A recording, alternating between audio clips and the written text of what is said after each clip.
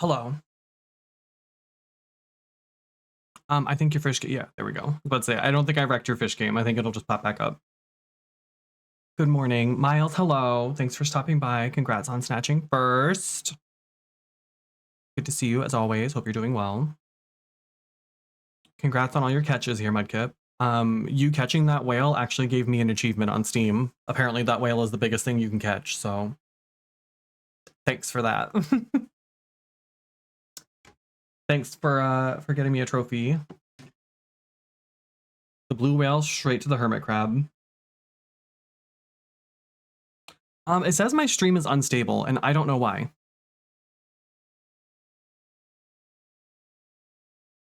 Everything I'm looking at says my stream is unstable, but I have no idea why that is. Everything looks fine on my OBS. So I'm not sure exactly what's going on, but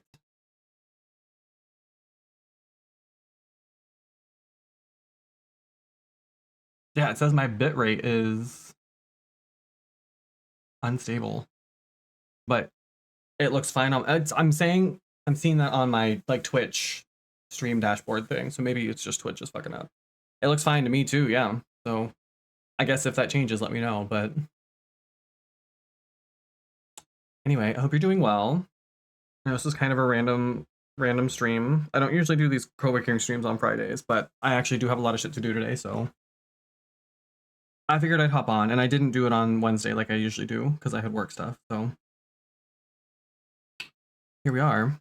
It'll probably be a short stream, mostly because I have zero attention span right now. It's going to be hard even just to get through these things that I need to do, honestly. But if I stream them, I usually can focus a little better, even though I couldn't focus to finish that sentence. Oops. What are these tasks? Okay. Speaker emails. Oh, that's not the right one. Ignore me. Later, I need to the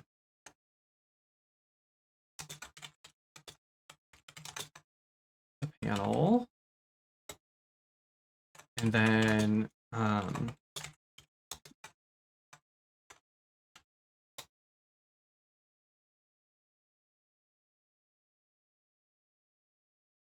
super duper omega awesome. Oh my god. The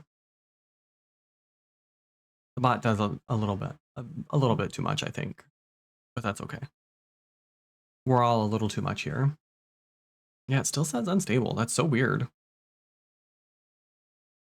I'm not changing my bitrate unless OBS starts doing weird things. I'm holding the line. I'm holding the line. I'm not doing it.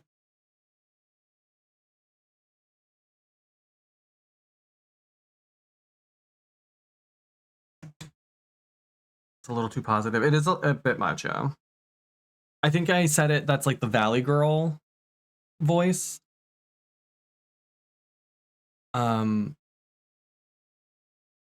I wish there was a way to make it, and there probably is if I knew what I was doing. It's set right now so that anytime somebody mentions my name in chat, it responds. But when we're doing these co-working streams, I get mentioned a lot every time we use the bot. So I wish there was a way to make it so that it had like a cooldown or something, maybe, so that it didn't do it every single time. But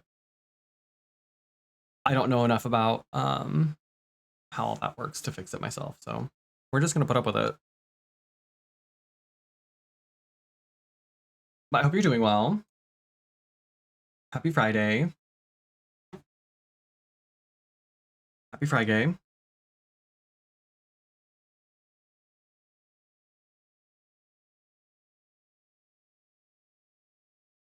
No, you have to mention my like Twitch name. So it has to be, I think it even has to have the like @ in front of it.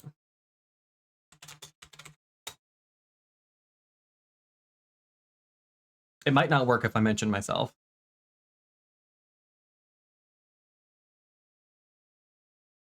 But every time Super Sweetbot mentions me, it does it. Mm-hmm. Yeah. You can set it up so that it uses like a secondary bot. Like I have a second Twitch account that I had set up as a bot account a long time ago. It's Carrie the 2, I think. um but yeah, there it is. I just didn't set it up like that. So maybe that's one thing I can add to the list of things I want to do. Because then people would just mention the bot instead. The idea is that it's supposed to be like interactive, so you could like talk to the bot if you want to. Wowza, I'm bouncing off the walls. What else is new? What else is new? He's always bouncing off the walls. So maybe I'll do that at some point. I don't think it's actually that hard to do.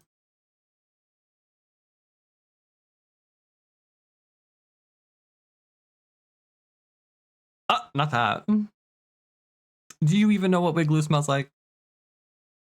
Joke's on you. I don't even glue my wigs anymore.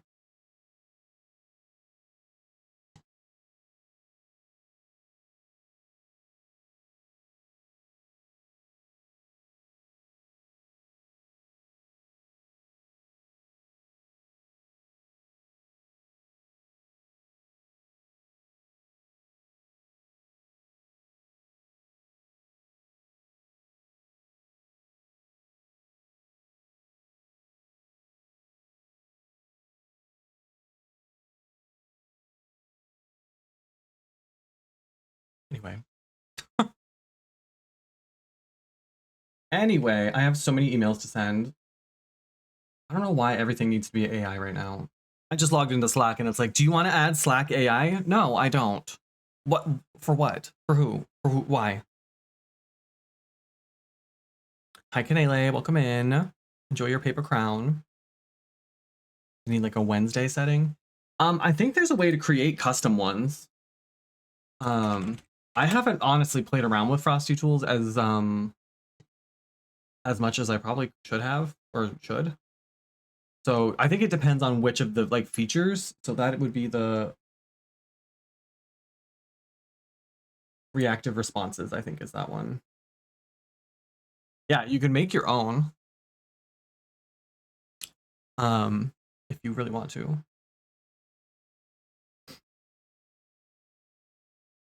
Shaylo's Revenge, hello, welcome in. Welcome, welcome. Yeah, so this is Hyperactive Kid, I guess. I don't know why I picked that one. There's a bunch. There's like an ooh woo e girl. There is a Valley Girl one, a grandma, Sixie Dixie. I'm not sure what that is. I'm not sure what that one is at all. Let me click on it. Cross between a medieval squire and a modern day Dixie boy. Straight to the point, raw, if you will. You write with a country twang intertwined with a medieval dialect.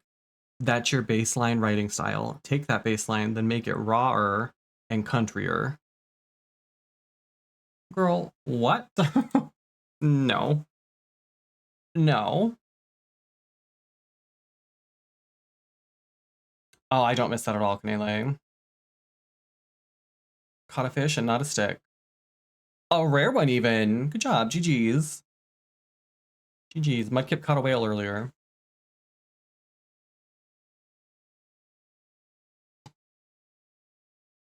We could do a grizzled war veteran. Let's do that one. We'll do that one. Yeah, there's all kinds of like customization on here. I just haven't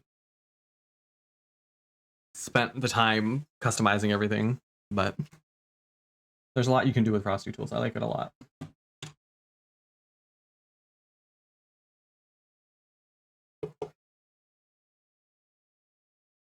Love that Canele. Good. How it should be.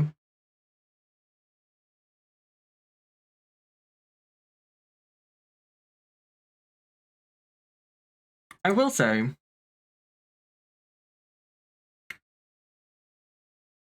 not to like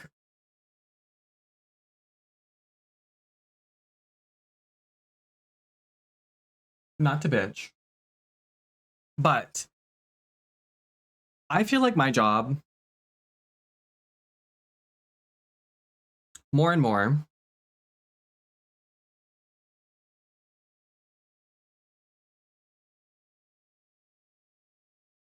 Hi, Razor. What about your Carrie coins?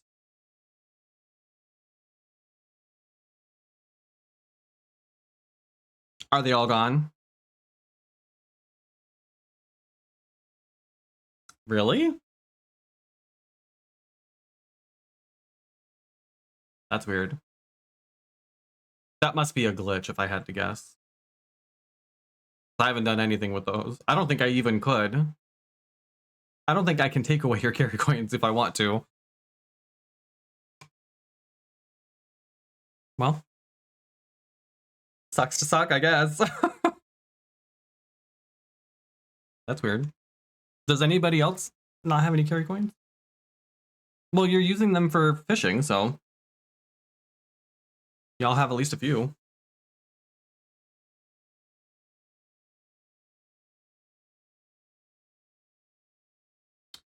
Okay, playing When the Truth Comes Out a Little at a Time. White Liar. I like that song. I used to be a big country music person. Once upon a time.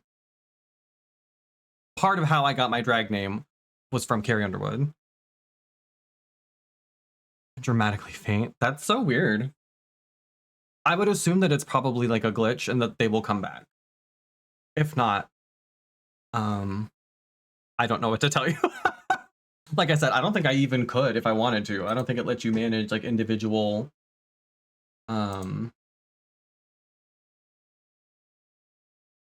individual channel points. I think I can like turn them off so that we don't even use them. Like I can enable or disable them, but I don't think I can target somebody like that. Trust me, if I could, I would. If I could, I would. Yeah. So what I do is I'm a DEI strategist and trainer. So I am responsible for what we call our deliverables team. So like people will contract with our company. There are a bunch of different things that we offer, but some of the things we offer are like trainings and like one-off educational experiences. I lead those. And I don't know if it's just because it's the end of the year or what, but I feel like half of the clients I have right now, our account managers who are like the salespeople. So they're the people who are responsible for like getting our clients to renew their contracts and keep giving us their money to do things, have been on my ass about how important it is because everybody's coming up for renewals now. It's the end of the year. People are like, their contracts are expiring or they're renewing their contract with us or they're considering either increasing or decreasing the amount that they have on their contract with us. All of those conversations are happening like last month and this month. And I got all of these account managers in my DMs talking about how important it is that any positive feedback gets shared with them so that they can turn around and use that when they have these conversations about continuing their relationship with us. And it's like, yes, I'm going to tell you if there's positive feedback. And yes, I'm going to do the best I can. Yes, I'm going to make this the best event I possibly can. Not because of the contract thing, but because that's my job. That's literally what I'm paid to do. I don't need the extra pressure. Two, it's not my job to sell our product. Like that's not my job. They make commission. So it's on them to get these contracts signed because they get paid, at least in part, based on how big these contracts are. My pay has nothing to do with how much they spend on us. Maybe don't let us get in a position where you need me to be the one who like closes the deal for us. And they're very pushy, and I don't think they understand. Like, I'm not an employee. I work 15 hours a month, and so they'll Slack me or they'll send me an email, and then if I don't answer within a couple hours, I'll get like a nudge from them, and I'm like, do you think I just sit here all day waiting for something to drop in my lap to do? Because you're very wrong. I have jobs to apply for. This just in, y'all don't pay me enough to actually survive. Therefore, I do have to spend some of my time doing other things. I'm here on the internet collecting money from strangers. because you all are fucking around and not paying me a full-time wage. So I will do my best to get your contract for you, but that's also not my job. Yeah, I have jobs to apply for. I have 4 missed calls today. We went to the grocery store. Jared's here. And when we got home, I had 4 missed calls because some random, and I know these are all scams, but every time I get my hopes up, I'm like, oh, this is the one. It's finally happening. But they're like, oh, we found your resume online. I'm like, okay, so someone like either scraped my resume or sold you my resume. And it's always like some, I don't know if it's technically like a pyramid scheme, but it's always like an insurance sales situation where you're not actually getting paid any sort of hourly wage. You just get paid based on how much you sell. And I'm so good. I am flattered, but no. No, thank you. The stream does say it's not unstable anymore, so I guess whatever was wrong with it is all better now.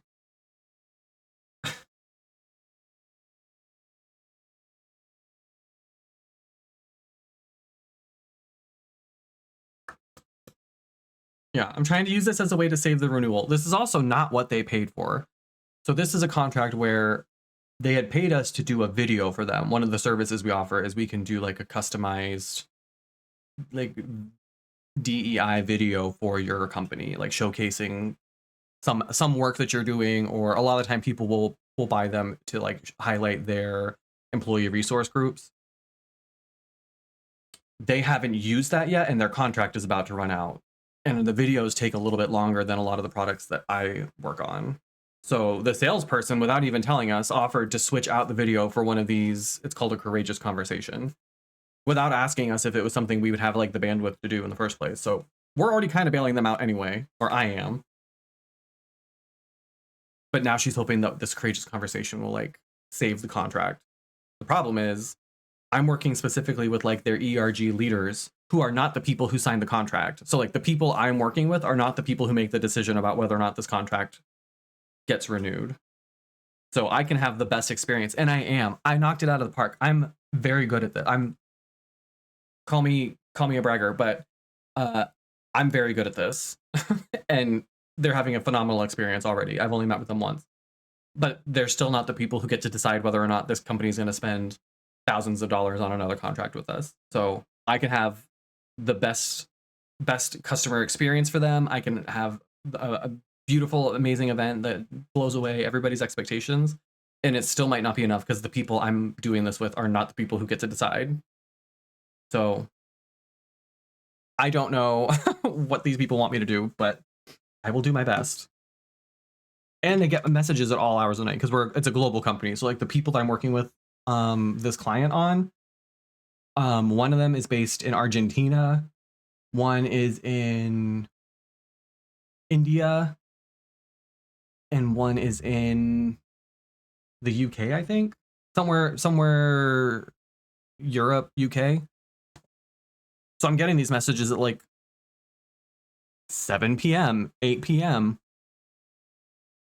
Also, what we do is not urgent. There's nothing like so urgent in the world of DEI as a profession that like we like need to be on call 24/7. Nothing I do is like saving lives, directly at least.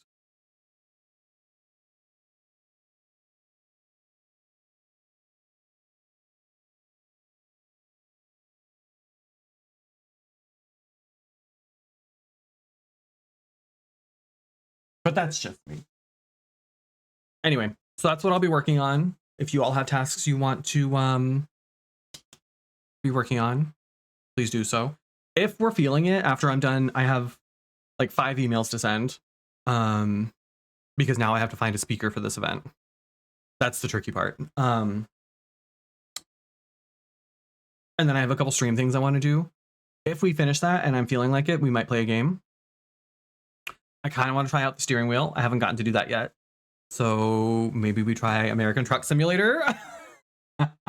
Maybe we drive a truck. Hi, Raven. Welcome in. But we'll see. We'll see. A lot of the time with these co-working streams, I just get so tired. I think something about having to like focus on a single task just really drains me. Have to bake another cake because my dad's birthday is tomorrow and I don't want to. My hand is so sore. Grab the pen. I have no idea, but my hand hurt. That's no fun. That's no fun. That's why I don't bake. I just buy stuff. Nobody ever expects like handmade anything from me. That's my strategy and approach to life. Keep the bar low and always surprise them. Yes, to truck driving sim. We'll see. I really want to.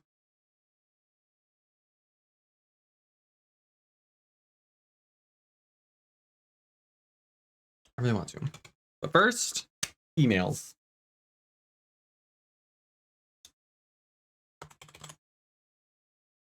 All right. Y'all know the drill. We're gonna get some music going. I will try to stay muted.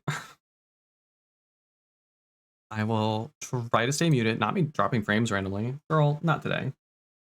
Just because I opened Spotify. Please don't.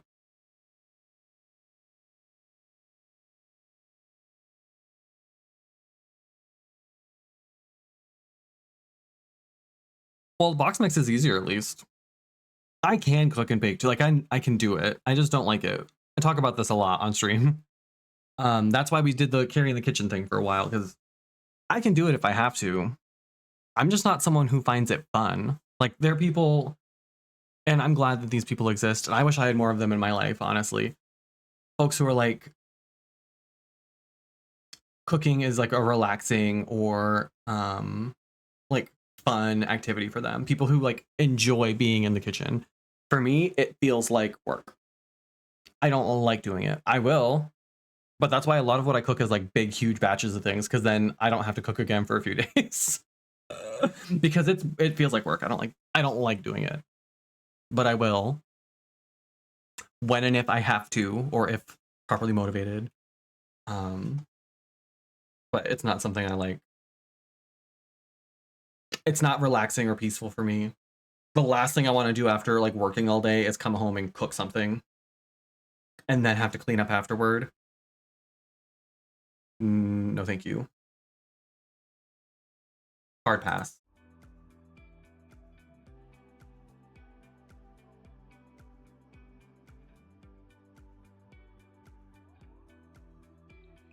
Not a fan of cooking myself, but the price difference for cooking at home is so huge.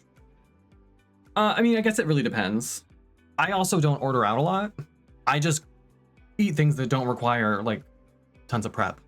I eat a lot of salad, for example, and I can just throw stuff together. And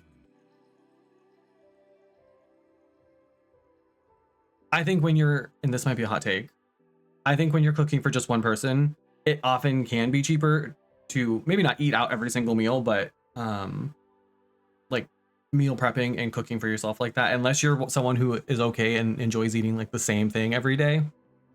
I don't think the like return is as great, personally. Like if I maybe not Factor, because Factor's a little bit on the pricier side, but some of those like meal prep kits, if I were strict about not like eating other stuff, my thing is I also snack a lot. I don't eat like meals often. I'll usually have like dinner, but then most of the day I'm like snacking here and there. But like if I did like one of those meal prep kits, it probably would even out for me. Obviously it's different if you're cooking for like a family, but that's just me. I also don't buy like, I buy like store brand everything. I'm not like committed to buying certain things. If there's something that's too expensive or it's on like not on sale or whatever, I don't need it. And I'm someone who can generally eat like the same stuff. Like I said, I usually have like a salad sometime in the middle of the day. I eat a lot of soup, stuff like that.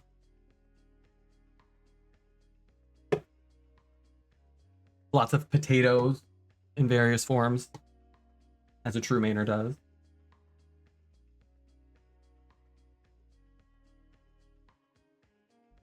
Okay. What do I need? I need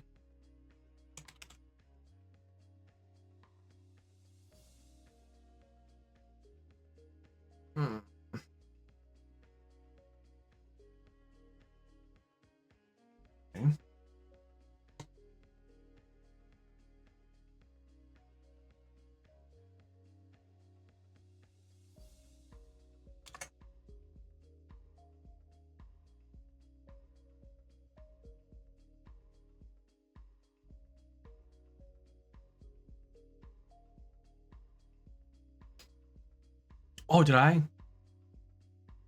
I did. I have to remember, and I'm doing a really good job so far, but if y'all catch me missing it, help me remember to keep updating the stream title with the fundraiser stuff.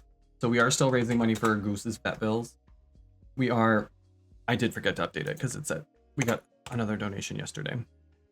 So we're up to $770 out of our $3,000 goal, which is so very fierce.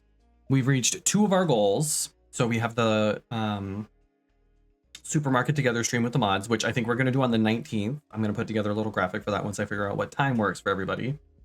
And then we've also unlocked Skyrim on the steering wheel.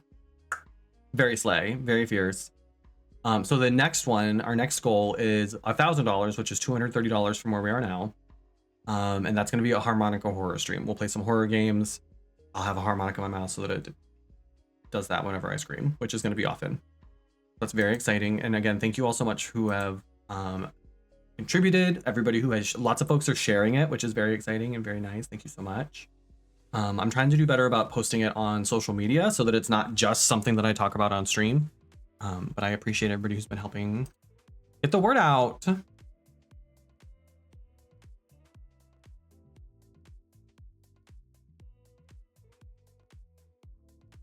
And Goose appreciates it too, of course.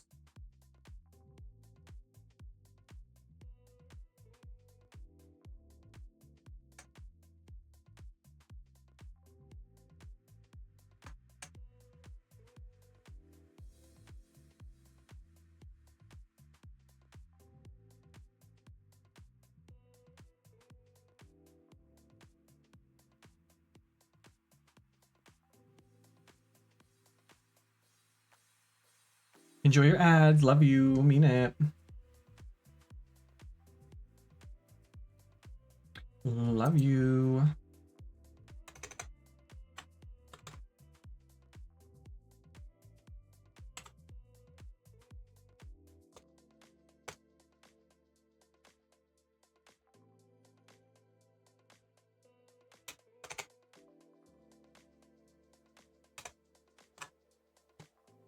In which American state would you find both the Merrill Collection and the Burke Museum of Fine Arts?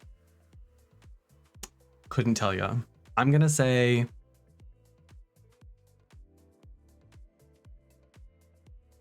Texas. I've never heard of either of those things. Those are also both pretty like generic names, so it really could be anything. Sorry to whoever Merrill and Burke are, but I am not familiar with your work or your museums.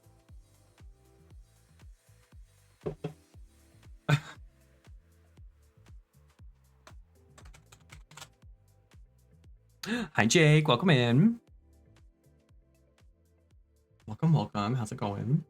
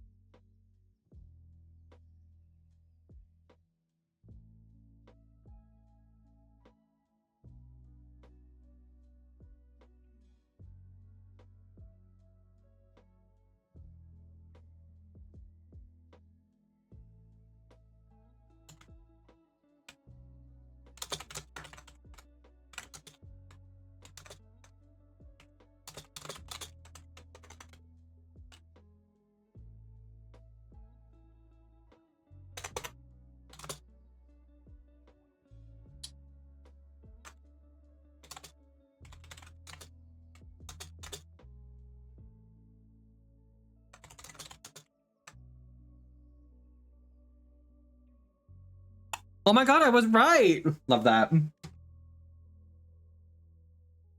Both located in the diverse and culturally rich state of Texas. It's true. That was a good guess.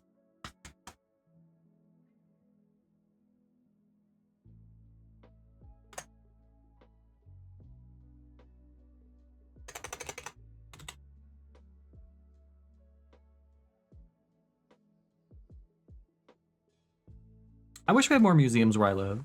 We have a couple, but I do love going to the museum. Or like an aquarium. I wish we had I wish we had an aquarium.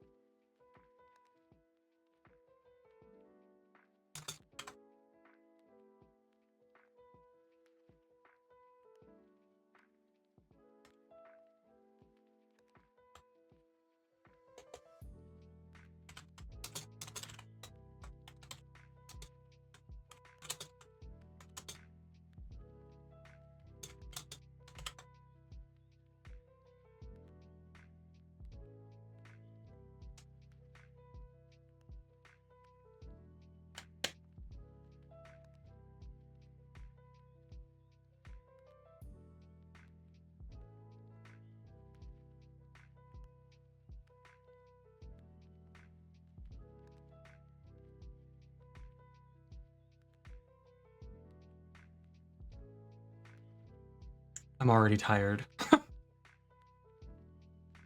I already don't want to do this anymore, and I've drafted one of the like 6 emails I need to do. Why am I like this? I feel like as I've gotten older, my attention span has gotten shorter. I'm becoming less patient. I'm becoming like less capable of putting up with like monotony. I don't want to do it.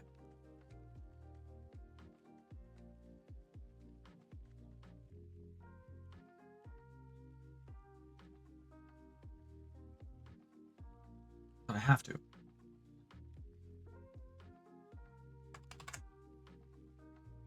Be more protective. Maybe that's it. I feel like in general, I feel like that was a great sentence. Nice job, Carrie. I do think sometimes I struggle with this like overwhelming sense that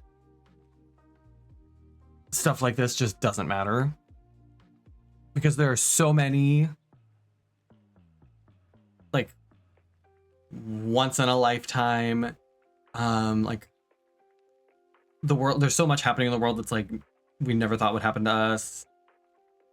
Cataclysmic events, like half the world's on fire, half of it's frozen. It's hard for me to be like, this email is important and deserving of my time. It's hard for me to, in the context of all of those things, think, you know what? I really got to crack down and crank out some of these emails. And I have a hard, I don't know how to like combat that or overcome it, because I do need to continue eating and having a place to live while the world is crumbling around us. But it's hard to care about like Slack. I know, Goose. Hey. It's also garbage day, so we're dealing with that. You're fine. You figured it out, let me know. It's tough. It's tough. It makes me a little nervous too, like if / hopefully when I get a full-time job again. I'm concerned that I'm gonna have a hard time like working for 8 hours a day without like burning out or falling asleep, or like that's a lot of time to spend focusing, and I'm not so sure that I still have it in me, you know?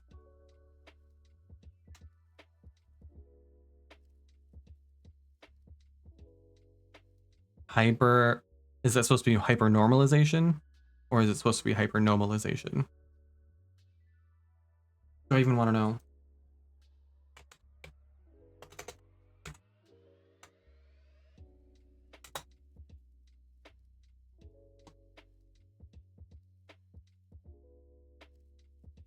I feel like Razor just reads a lot of like those weird self-help books. Hyper normalization. Okay. I was like, I'm pretty sure, but all that's coming up is a documentary. Is that what you're talking about? Oh, word that was coined by a brilliant Russian historian who was writing about what it was like to live in the last years of the Soviet Union. Oh, that looks promising. Well,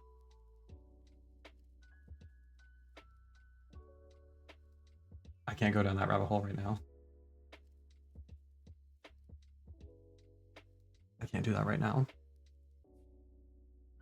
I actually do have to send these emails if I want to continue receiving the pittance that I get from this job, which happens to be enough to cover my rent. I do need to send these emails. Clip mentioned how people kept acting normally even though the Soviet Union was melting down around them. That makes sense. Like, look at how much we've been like conditioned to not ignore, because I don't think most of us are ignoring it, or like we're well aware of what's happening. But I think that there's this overwhelming sense of like, well, what do we do about it? And it's easier for us to just like keep our head down and keep pushing because that's what we're always taught to do. At least here in the States. It's probably slightly different elsewhere, but it's like the bystander effect. It's the reason like people are like taught to yell fire instead of yell like rape when they're being assaulted, because we're like less likely to actually act, especially when there are other people around, because we take our social cues from the people around us. That's the kind of shit I was learning in undergrad, my social degree. Dispersal, not dispersal. Diffusion of responsibility, I think is what it was called. The more people are there, the less each individual feels responsible for speaking up or acting, because the assumption is, well, so it's like when you see you drive by like a car accident, most of us don't think to like call 911 or pull over and stop to help them, because we always like tell ourselves, not always, but we're conditioned to believe someone else is probably already called, because look at all these other people on the road who are seeing it. Someone, I'm sure, is calling. I don't need to.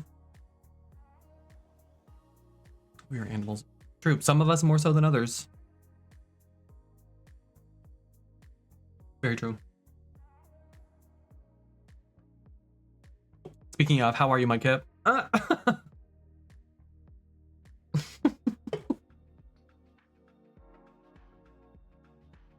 Things sure have changed now that I'm friends with Mudkip on Snapchat, I'll tell y'all that much. Y'all think you know someone.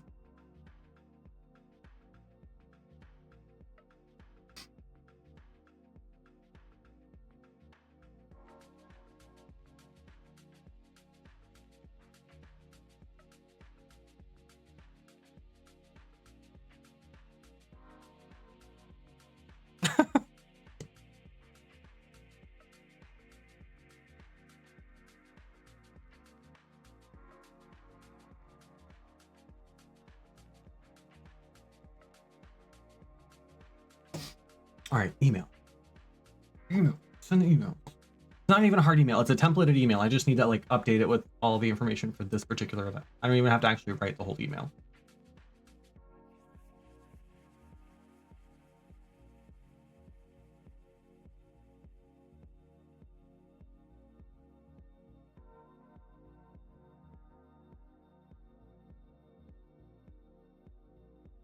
This part's always just so tedious.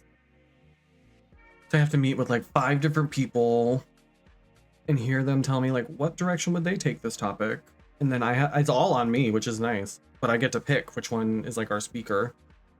I would rather just pick someone I've already worked with, but that's not like a fair process. And then trying to like schedule everybody is such a nightmare. Inevitably, 2 of them are going to want to meet at the same time, even though I'm giving them 3 full days of availability.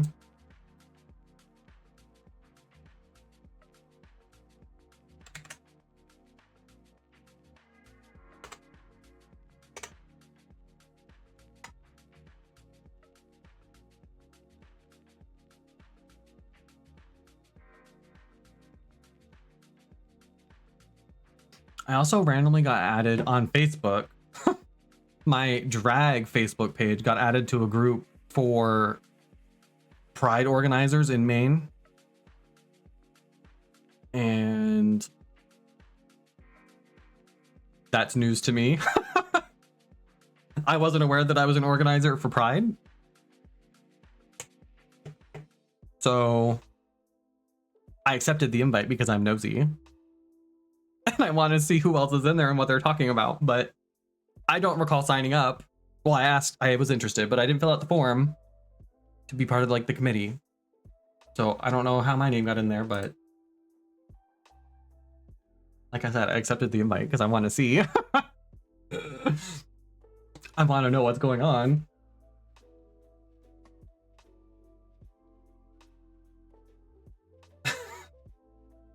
Yeah, it was strange. I'm flattered. I just don't want anybody getting any ideas as to like what I have committed to doing and what I have not. That's all. I'm happy to help.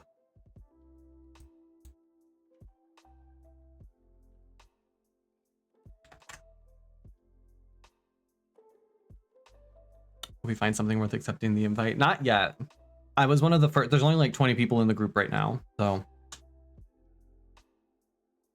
we'll see. I don't really know any of the other people either. I know the people who invited me, but a lot of the people who run the other, like I said, I've said it before, like there are a bunch of little small town prides popping up in Maine now. I don't know any of the people who are like organizing those. And like I said before, a lot of them are like, I don't want to assume that they're not queer, but they don't speak like they're actually queer, but they're parents of queer kids. I'm not really sure how much I'm gonna have in common with these folks, but if they need a drag queen, my calendar is wide open for June right now.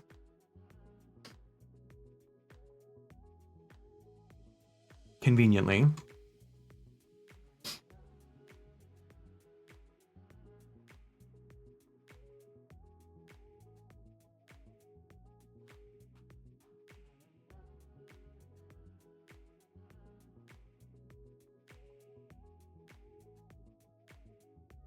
It's also weird now because I've been with this company long enough that I'm at the point where for some of these events, I'm meeting with potential speakers that I've already worked with before or that I've met with for previous events and turned them down. So like there are people I like consultants that I've met with to do one event, said no to them, and now there's someone who would be a really good fit for the next one, and I feel very awkward being like, hey, do you want to have another one of those conversations even though I said no last time? Even though that's normal, there's nothing wrong with that. I just feel weird because there's a possibility I'm going to say no again. And at what point do you meet with me like 3, 4, 5 times before you realize, like, how many times do you take that rejection before? It's so awkward. And I'm sure it would be fine, but in my head, it's awkward. I would feel awkward if the shoe was on the other foot. And it's even more awkward because this one in particular that I'm reaching out to, she would be a really, really good fit. She's so smart and her, like, she's in the academic space, so she does a lot of like research. And a lot of her published work is really, really interesting and exciting. But she's not like the most like engaging speaker.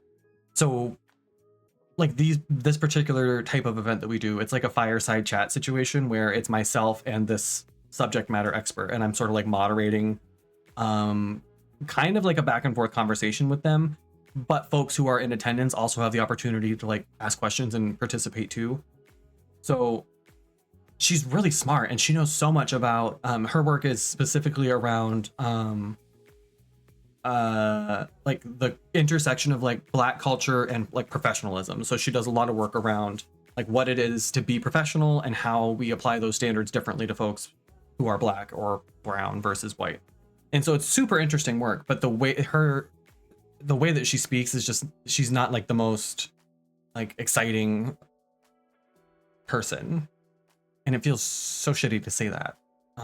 But for an event like this, it's like, yes, it's important that you know the material and have like something to contribute, and like if you're not able to present it or engage with folks in a way that's like captures their attention and keeps them, the event's going to be kind of a miss. Yeah, and it's hard because at least with her, like it's not that she's like a boring, it's there, I've had plenty of, a lot of my professors, I had a sociology of religion professor who I quite literally had to force myself to stay awake in his class. It was so boring, which is too bad because I think that could have been a really interesting class. But it's not even that, like it's not like that she's just like a boring person necessarily. She's very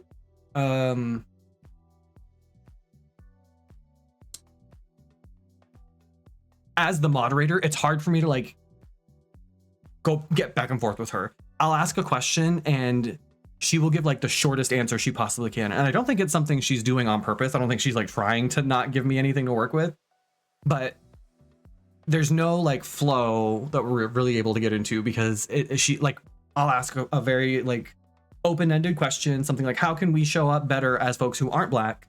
How can we be, better at advocating for our colleagues in the workplace? And she'll like just give you a bullet list of good information, like correct answers, things that we tangibly can do something with. But she doesn't like, she doesn't elaborate on it. She doesn't like give examples. So it's very hard as someone who's like trying to fill this hour of time and have this like really natural feeling conversation and back and forth. It's hard because she doesn't like give me a lot to like work with in that regard. But like I said, what the work she does is really interesting and exciting, but it's like doesn't translate well to this particular format. Yeah, exactly, Raven. So it's also, this one's a little weird because we're working with like this company's like Black employee resource group. They call it a TRG, a teammate resource group.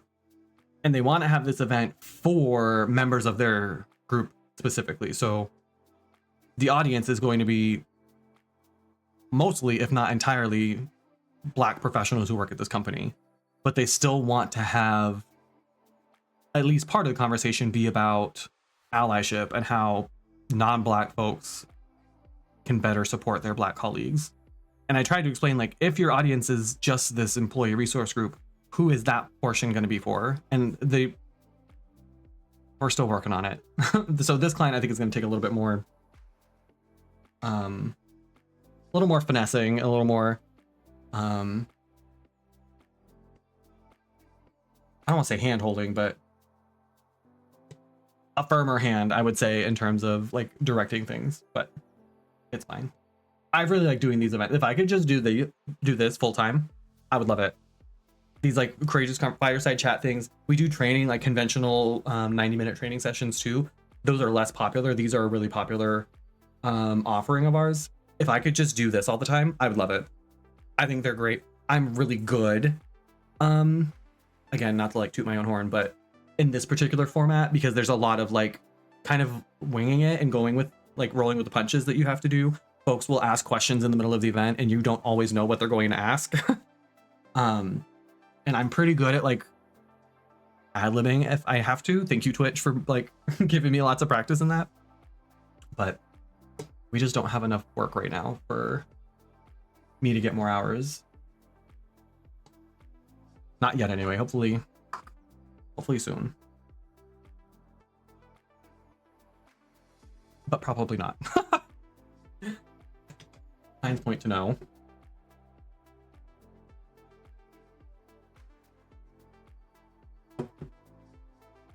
Okay, I'm gonna shut up now. I'm gonna mute my mic even so that I'm less tempted to run my mouth. Enjoy the music. I'm gonna send these emails. I'm gonna send. I have 5 emails to send. I'm gonna send 2 of these emails before I'm allowed to unmute my microphone. Bless.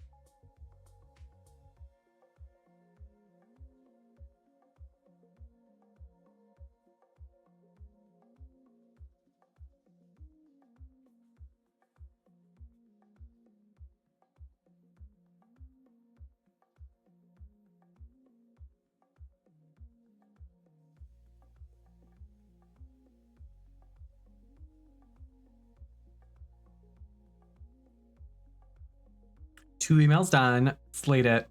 One other thing, and I'm glad because this just came to my head. Another thing that is really interesting is seeing how language differs from organization to organization. Like, for example, this group that I'm working with, their ERG is a TRG. So fast. Yeah, it's fast if I can pay attention and focus. Like I said, it's a template. So I basically just take this template, plug in like the dates, the topic, the name of the company, like the specifics for the event that we're looking for. And then once I've filled out the template once, I can send that same email to, because this is like to prospective speakers to be our like subject matter experts. I literally just have to change the name, like dear whoever, everything else stays the same. So once I do one, it's not hard to crank them all out. I just cannot pay attention to save my life. That's all. Like, I should have been able to, all 5 of those emails should have been sent by now. But because of who I am as a person, it takes an hour instead. Which is another reason why I think I would do very badly in an office setting. Because at least when I'm working from home, I can try to like adjust my environmental parameter. Like if I need to stand up so that I can kind of fidget and move around a bit more, I can do that here. If I need to like step away, I can do that here. And I feel like I would have a much harder time staying focused in like an office setting. I'm thinking like of the call center I worked at. I don't know how I did that because it was always so loud and there were always a million people there. Everybody was on the phone. It was always loud, always so much commotion. There was always some like emergency. Something was always, some system was broken or someone was getting, you know, an escalator. Like there was always something like to pull you away from whatever it was you were trying to do. And I don't know how I did that. That's how, one of the reasons I know that my like attention span has gotten so much worse, because I don't think I could do that now, what I did then. I completely forgot about what I was saying too. I was just talking about something and it's gone now. So sorry. She's gone now.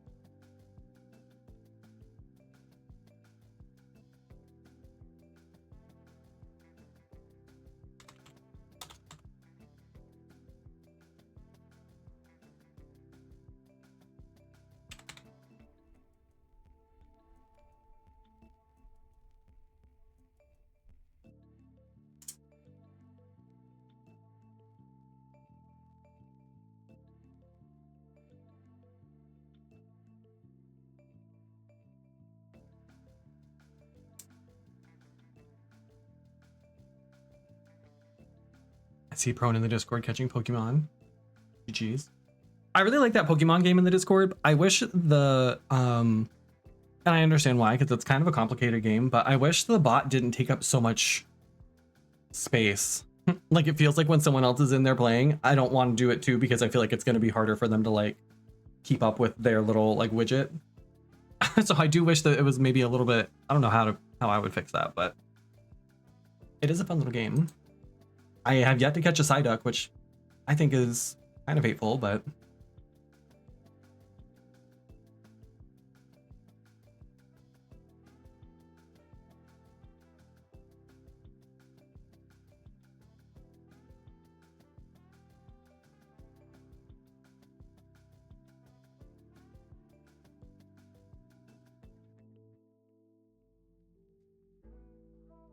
forward you a prospect via Facebook Messenger. Okay, boomer.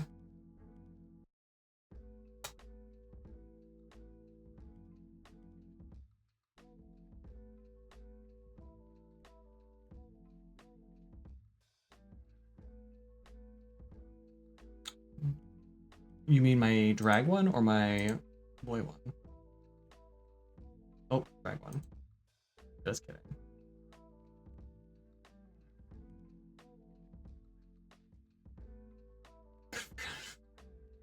Usually there's like an option to just copy the link.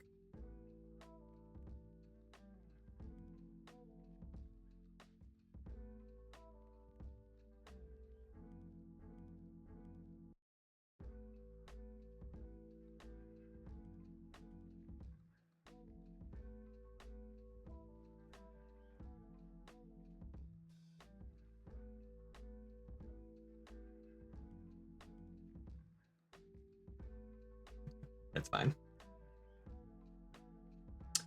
It says attachment unavailable. That usually means that wherever it was you saw that might have been like a closed, like a not like a private group or a page that not everybody has access to. But I do very much appreciate it. If you have even just like the job title, I can probably find it. Much appreciated though. Facebook's so, and I don't remember a time when Facebook wasn't like kind of glitchy like that, but messages on my drag page in particular are always so fucked up. I'm constantly having issues with like messages will like disappear. Like whole threads will just disappear. Attachments won't work.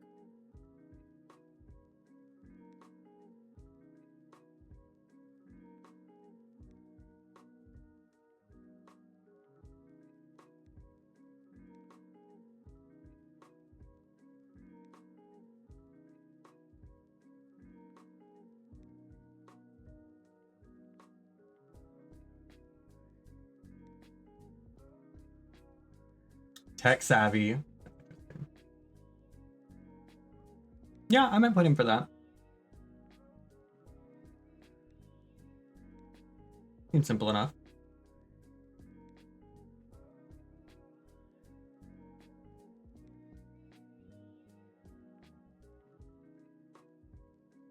Love that. Thank you.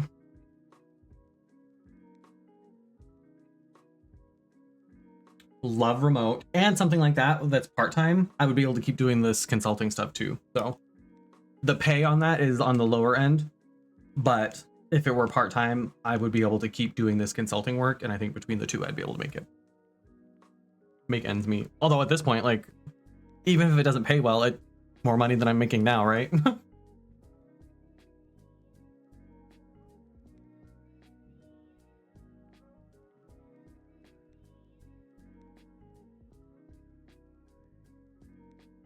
Also, the notification it gave me on my phone when you sent me that message was your fan, and then it gave me your name, has sent you a message. I like that. I'd much rather see you as CEO of that entire, I mean, yeah, that'd be great. But the problem is I have a lot of experience, but I don't have like the credentials for something like that. And because I've not really job hopped, but my experience has been in so many different like fields, I don't have like 10 plus years of HR experience, like a lot of leadership and executive roles are looking for.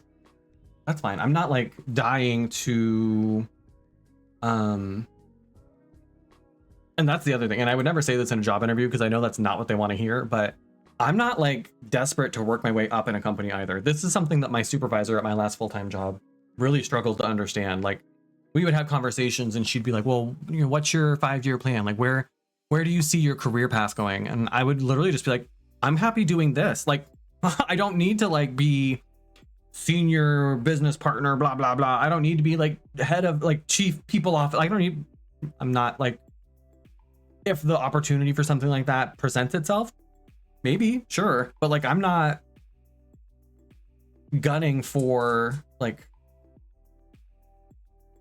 to climb the ladder, you know? I used to be that person when I worked in the call center, and that's why I was so good at it, because there were all kinds of opportunities to move up and do different things and learn different things. I'm less like worried about that now. And people see that as a negative. People, I think that reads to folks as like lazy or unmotivated.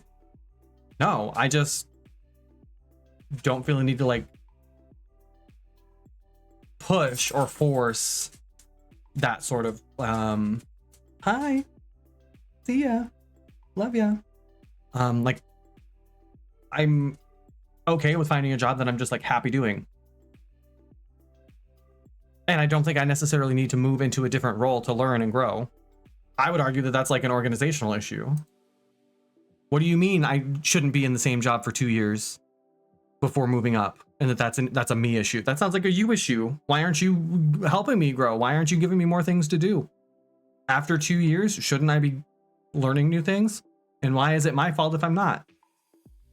You're my boss. It's your job to give me things to do.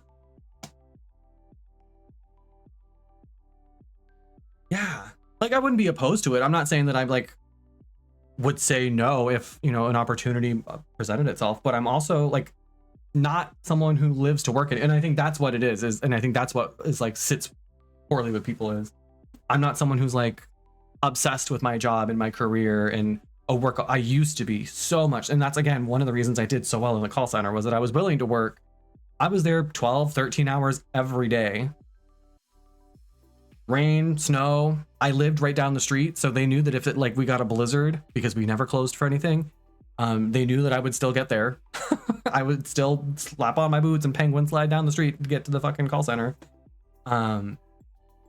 Holidays, they knew that I didn't have kids. Like, I was the perfect like employee for them because there was nothing that ever took my time away. I think I called out once in the 7 or 8 years I worked there, and it was the day after Donald Trump won, because I didn't want to have to face it was my center director at the time. And the penguin slide. There was a little hill, so you could just penguin slide down. But I'm not that way anymore. Like, I don't see work as like, and what I do for work as so core to who I am anymore, which I think is a good thing. I think it's a healthy thing. But as an employer, that reads as, I think, like they don't give a shit, or they're going to leave us, or they're not going to give us 100%, when that's not true. Like, all that work went exactly. I got laid off just like everybody else, didn't I? All that work, I think 8 years of my life. I got promoted, I think 5 times, 6 times maybe. Still didn't make shit for money, but I thought I was. When I got promoted, I started as like a CSR, and then I moved into quality assurance, and then I became a trainer. And when I became a trainer, they made the trainer role. Excuse you. Bye-bye. I'm in the middle of a story, sir. When I moved into the trainer role, they made it salaried. And I remember thinking that I had made it. Oh my gosh, I'm on a salary? It was minimum wage. It was like the minimum you can pay someone on salary. But it was purely so that they could get more hours out of me without having to pay me more. Hopefully your call center director is a good reference, at least. I've lost touch with him. He moved, and he stayed on for about a month or 2 after the company closed. And then I don't know, he's not on LinkedIn or anything, so I have no way of like figuring out where he is now. So it's also been long enough that people, in my experience anyway, people don't reach out to my references from jobs that long ago. I stopped working with him in 2011, which makes me feel ancient. We saw at the grocery store, there was a guy who had a bumper sticker on his car that said, "Never forget 9/11," which that's kind of weird anyway, but that got us talking, and we're like, it's been like 24 years since 9/11.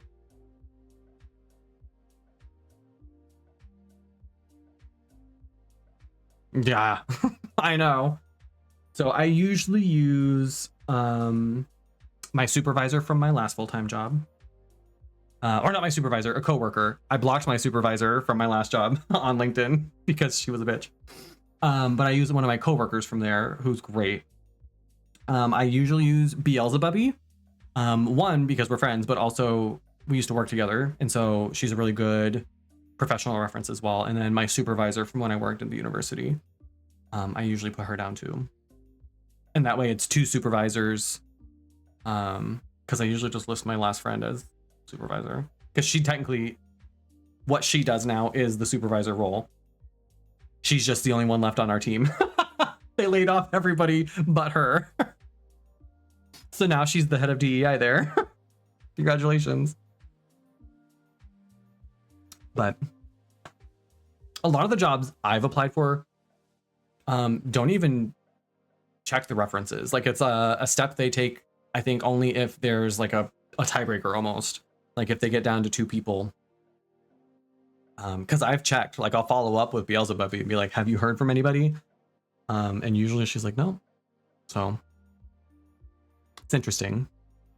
I think the landscape for job seeking and for recruiters has changed a lot in the last few years in particular.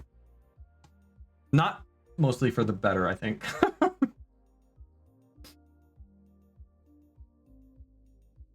Unfortunately. I think government still does it a lot. Probably. That would track. That would track.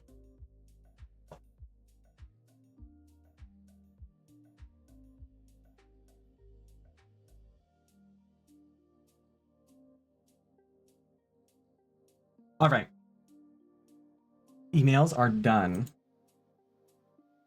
Emails done and dusted. So now I can move on to stream stuff. Fierce. So there are two things I want to do.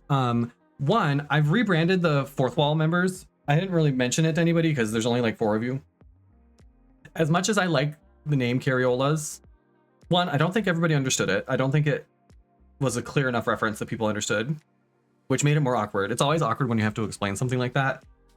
But also, it's very niche. It would be like naming it after like Slurp Slurp, and it's the kind of thing like only certain people actually understand it. So I wanted to do something a little bit different, a little bit more accessible maybe, because my plan, or at least the next few months, is to start sort of broadening out and trying to create content beyond just Twitch. So I'd mentioned something about a podcast. I'm doing the podcast, and I know that I talk about doing shit all the time, and then I don't do it. But this one, I think I'm gonna do.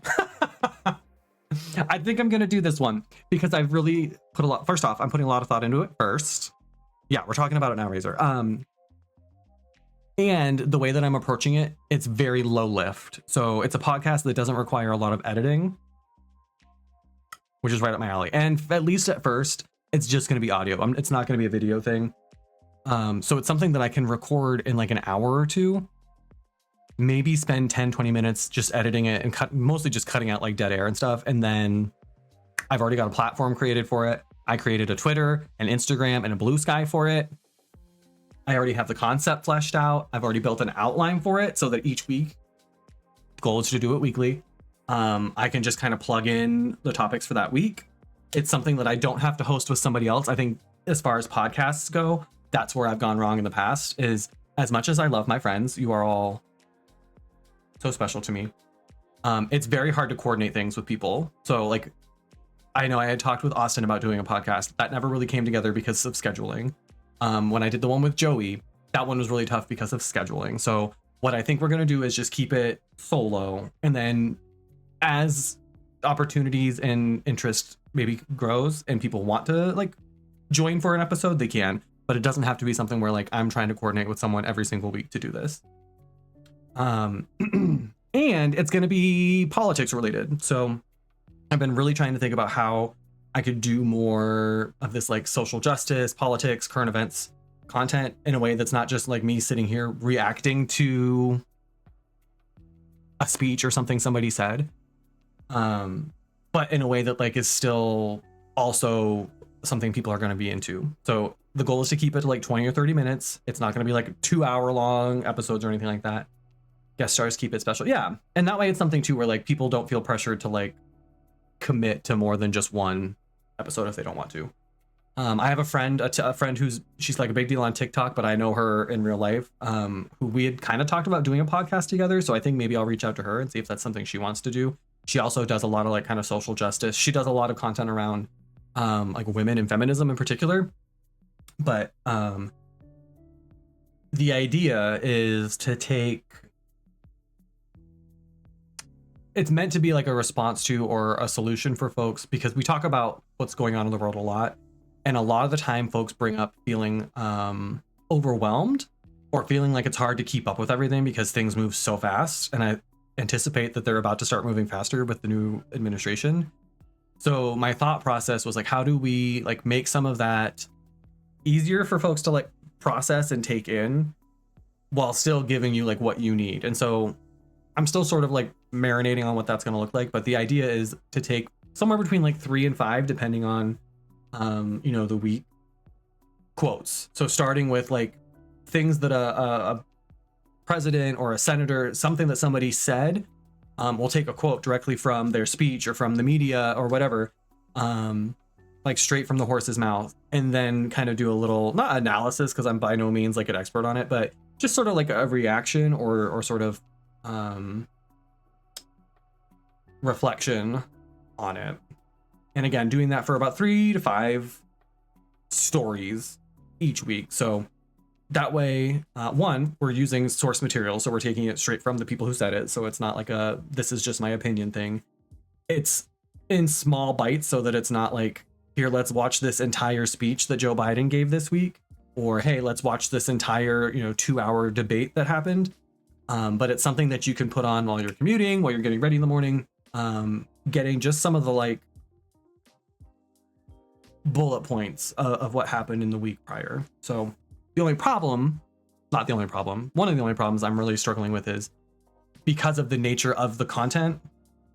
It's not something that I can like, normally one of the things, if you look at like the podcast gurus, the people who tell you like, this is the way to do it and be really successful, they really encourage you to like batch your podcast and start with like 4 or 5 episodes so people can like binge it a little bit and get into it, and then they subscribe and stick around.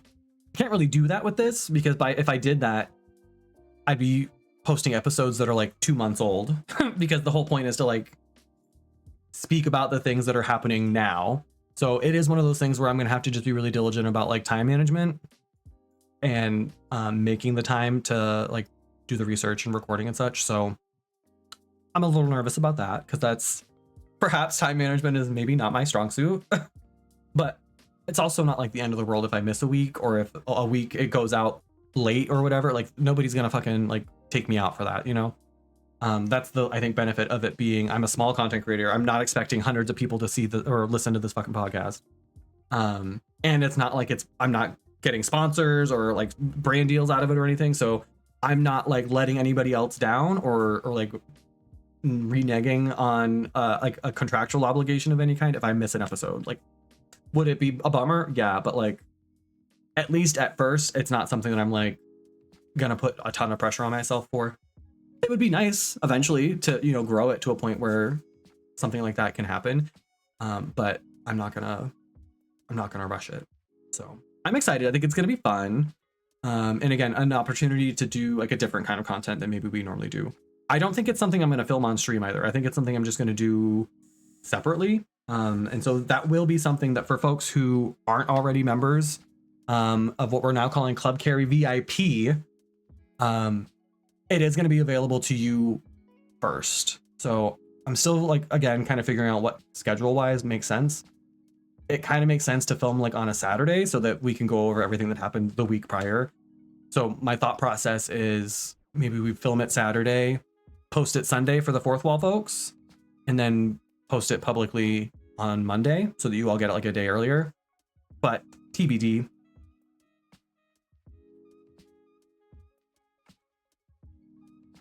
Yeah, for sure, Raven. And I think too, like, because so many of us get a lot of our information from like secondary and tertiary sources, we're not always even hearing what they actually said. We're getting our information from like whatever our preferred media is, whether that's a streamer, whether that's you know, a journalist on Twitter or whatever. You're not often getting your information, none of us are, from like the primary source. We're not watching the speech that they gave or the interview that they did. We're getting like what is already sort of a curated at best, manipulated at worst, like version of what was said.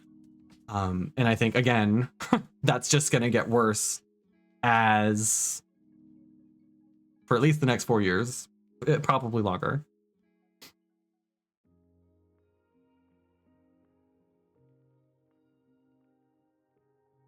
Yeah, it's one of those things where I think that maybe eventually, if I ever get to the point where we start doing, because I've again been doing a lot of research.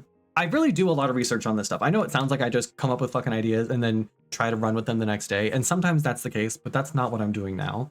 I have been doing a lot of research, and there's a lot of evidence to support that if you record it on video, it makes it easier to promote, because you can, even if you're not posting it as a video podcast, that's what does better on social media. So in terms of like promoting your podcast, it can be a lot easier if you record it in video too, so that you have things that you can clip and post. If I ever get to the point where that's something I want to do, I probably will just do it live on stream, because it's way easier to do it with video on stream. But I agree, it is a little awkward sometimes to like navigate and juggle that. So we'll see. We're gonna start with just audio for now, and I'm trying to keep it in formatted and structured in such a way that I can do all of it myself, first off, because I can't hire anybody, unless if any of you want to help out, y'all want to be like a researcher and you're happy to do that for free, DM me. But I also would like to be able to pay you, and I can't. So that's my goal, is something that's like manageable for me time wise, that I can do pretty consistently, and manage myself, and hopefully until such point that, you know, maybe it does blow up, and, you know, maybe I do start getting tons of sponsorships, and I would love to be able to start investing the money that I make on content back into the content. And this is one attempt to create a world where that can happen.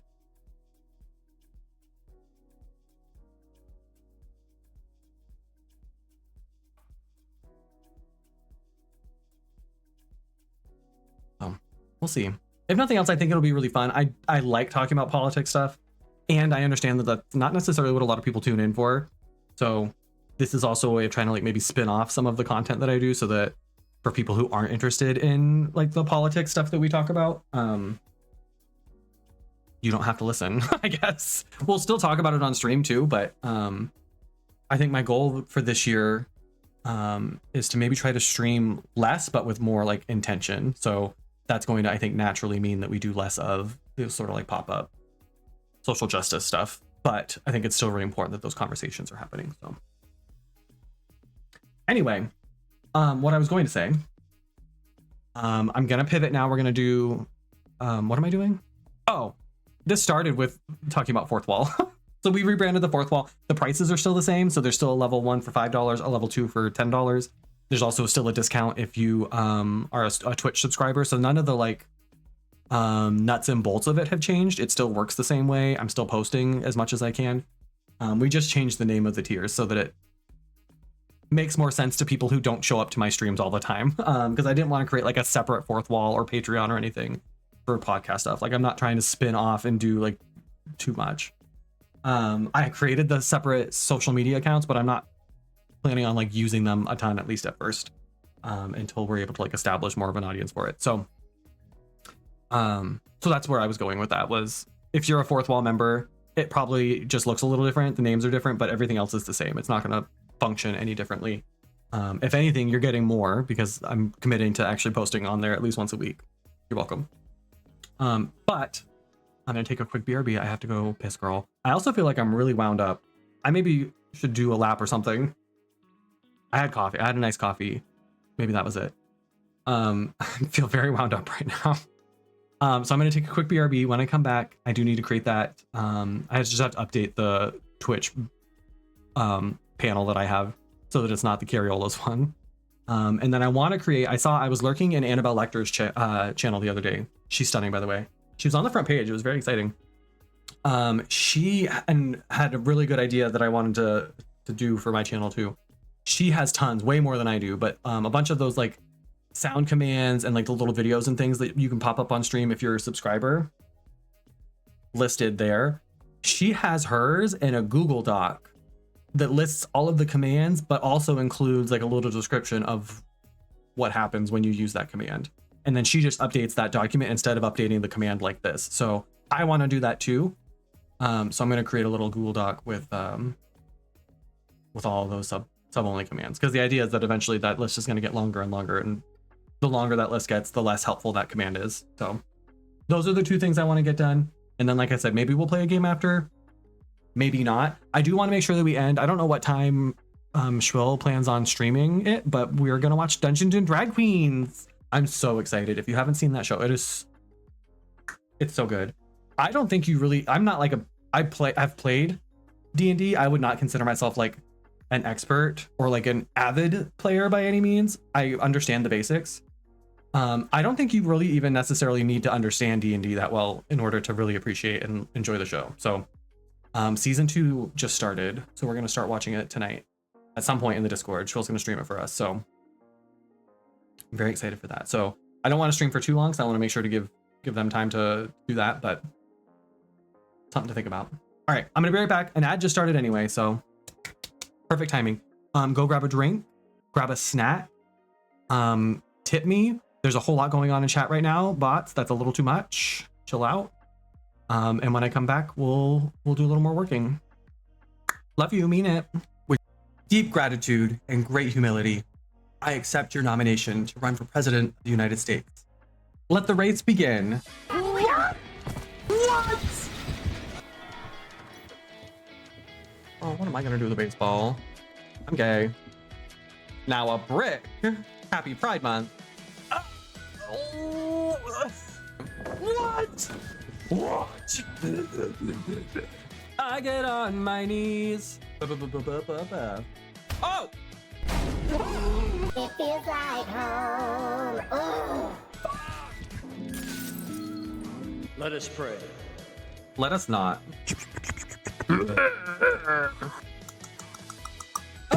Did he just say he's become friends with school shooters? Do you think those are all his real teeth? Y'all ever had spicy milk? They call me a raggedy busted demon with a sinful nature and a soul damned to hell. Bam! Ow! I mean, ow. I'm not wearing panties. Oh my god, oh my god, oh my god, oh my god.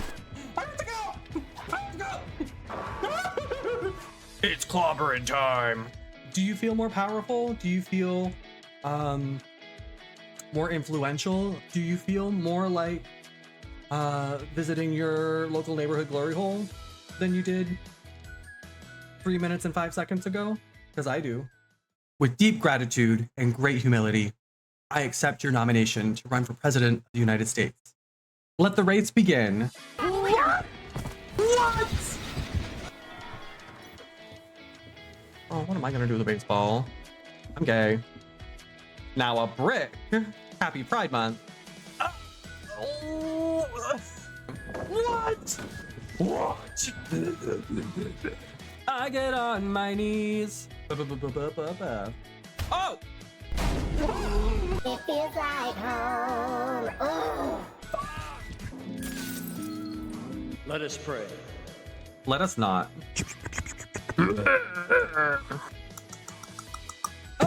Did he just say he's become friends with school shooters? Do you think those are all his real teeth? Y'all ever had spicy milk? They call me a raggedy busted demon with a sinful nature and a soul damned to hell. Bam! Ow! I mean, ow. I'm not wearing panties. Oh my god, oh my god, oh my god, oh my god. I have to go! I have to go! It's clobbering time. Do you feel more powerful? Do you feel more influential? Do you feel more like visiting your local neighborhood glory hole than you did 3 minutes and 5 seconds ago? Because I do. With deep gratitude and great humility, I accept your nomination to run for president of the United States. Let the race begin. What? Oh, what am I gonna do with a baseball? I'm gay. Now a brick. Happy Pride Month. Oh, what?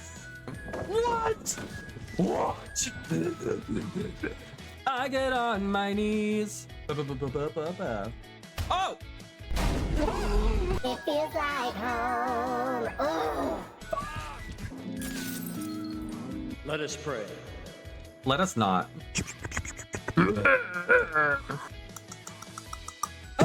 Did he just say he's become friends with school shooters? Do you think those are all his real teeth?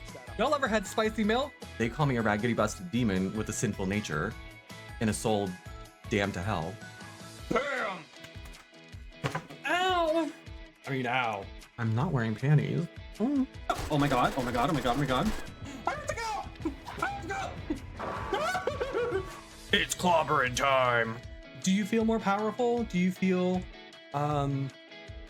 more influential? Do you feel more like visiting your local neighborhood glory hole than you did 3 minutes and 5 seconds ago? Because I do. With deep gratitude and great humility, I accept your nomination to run for president of the United States. Let the race begin. What? Oh, what am I gonna do with a baseball? I'm gay. Now a brick. Happy Pride Month. Oh, what? What? I get on my knees. Oh! It feels like home. Oh. Let us pray. Let us not.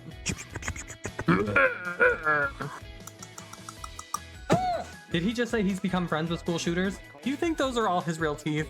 Y'all ever had spicy milk? They call me a raggedy busted demon with a sinful nature and a soul damned to hell. Bam! Ow! I mean, ow. I'm not wearing panties. Oh. Oh my god, oh my god, oh my god, oh my god. I have to go! I have to go! It's clobbering time. Do you feel more powerful? Do you feel more influential? Do you feel more like visiting your local neighborhood glory hole than you did 3 minutes and 5 seconds ago? Because I do. With deep gratitude and great humility, I accept your nomination to run for president of the United States. Let the race begin. What? Oh, what am I gonna do with a baseball? I'm gay. Now a brick. Happy Pride Month. Oh, what? What? I get on my knees. Oh! It feels like home. Oh. Let us pray. Let us not.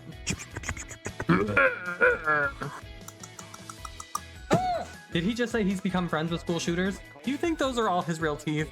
Y'all ever had spicy milk? They call me a raggedy busted demon with a sinful nature and a soul damned. I return gracefully, delicately.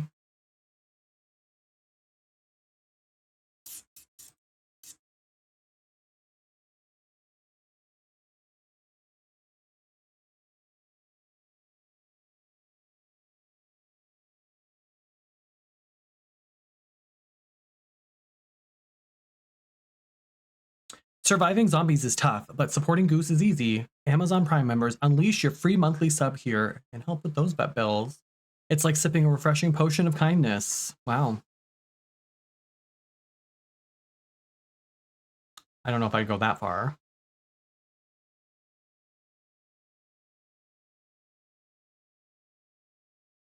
But cute.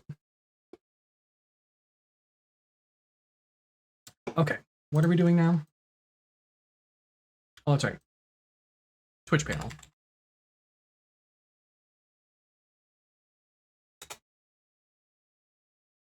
Just saw they upheld the TikTok ban. Yeah. Yeah. It sucks because between like the TikTok ban and like the recent news from Meta, it feels a little bit like there's just like no place to go anymore. Like, and it's hard because like as a content creator, they hammer it into your head that like that's how you grow your platform. Like, where am I going to find people to join us on Twitch that's not TikTok, Facebook, Instagram, or Twitter? Like, it feels kind of pointless to be on any of them. Like, I'm not getting any traction on Blue Sky. YouTube is kind of hit or miss. I randomly posted a YouTube short yesterday, still has no views. I've been getting like 500 to 600 usually. Out of nowhere yesterday, none, 0 still. Hi, 6 crits, welcome in. So it feels a little bit like we're stuck either like just not being present on a platform. Also, I'm dropping frames now for no good reason. Or just like holding your nose and using these platforms that suck. Another app I've been on years before, but it's like TikTok Shop, not the same at all. Yeah, I heard too that like there are, of course, anytime something like this happens, there's like a rush to build like the alternative. So people are looking for like what's gonna replace TikTok. And I heard about like the Neptune app. Looks kind of promising. I joined their Discord and I signed up for like the beta test. I haven't gotten approved, so I'm not on there yet, but I don't know. Neptune sounds interesting because you can customize your algorithm, which I haven't seen it yet, so I'm not sure what that looks like just yet. But the idea of being on a platform where only people who want to see your content are the people who see it is very, very appealing. Yeah, exactly. Raven. Well, that's the thing. Is that's what really sucks is these platforms, as much as even like I think the people who built Blue Sky had good intentions and have maybe still good intentions. The problem is you run out of money really fast. So there's this pressure to create opportunities to monetize your platform as quick as possible, which requires brands and companies and large, people with a lot of money to spend on ads to buy into your platform and start using it. And that's the same thing that happens with alternative streaming platforms. Every time a new like streaming platform shows up and they say like we're going to be the ones that like take down Twitch, they always end up just running out of money because they can't get enough viewers, enough like regular folks, regular end users over to their platform to make it appealing for folks to buy advertising. That's how these companies like stay solvent is through ad revenue typically. And it just takes too long to build something that companies are willing to invest and spend money on like that. And that's the same thing a lot of social media platforms struggle with. Unless it's something that's like super laser focused and niche, it's hard to really get that traction soon enough that you can afford to keep the lights on until you do. So I don't know.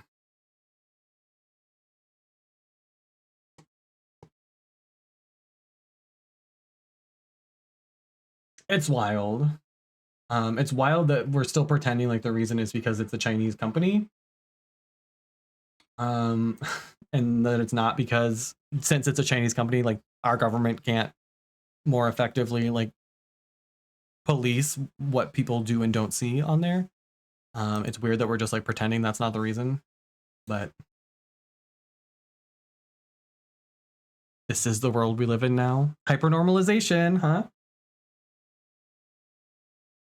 It is frustrating, but here we are.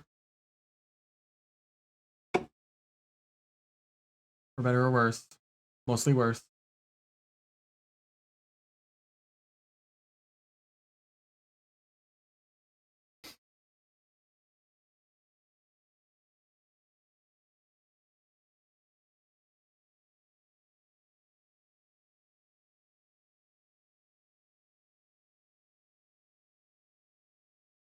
Love that for us.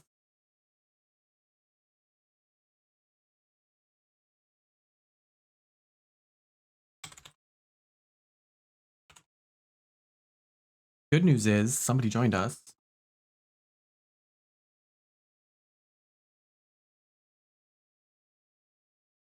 Hello. So handsome. He's looking a little thick these days. Not that there's anything wrong with that. You're beautiful. He's probably gained like 5 pounds since we started him on this treatment. Oops. That's okay. Between, I think, the medication and the fact that he's not allowed to exercise, he was 54 pounds when we took him to the vet. I would be willing to bet he's probably closing in on 60 now. You can really see it. It's not so much now, but when he stands up, his tummy, he's a little thicker, little thickums, but that's okay.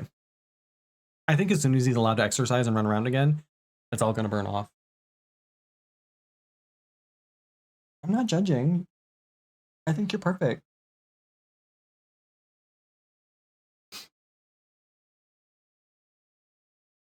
Oh.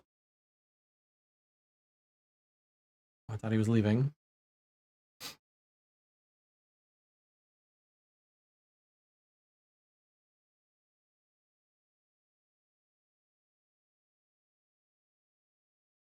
All right.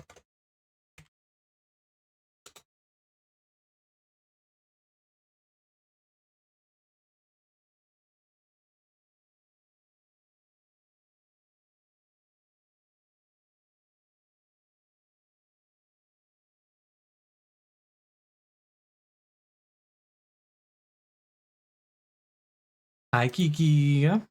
Welcome in. How are you? It's not letting me mute my own stream. Hello. I've been having weird issues with my browser lately.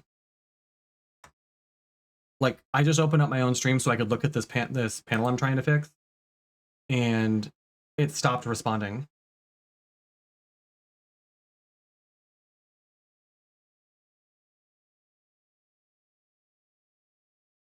So weird. So weird. The phone audio exposing me. Follow me, twitch.tv/Carrie the One. Kiki's coworkers. If you like her, you'll love me. Thank you. Love you. Mean it.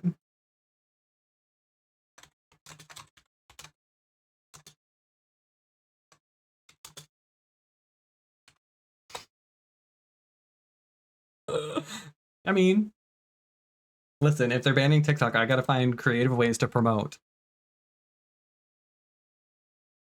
That's how we're promoting now. Mods, y'all just got a bullet point added to your job description.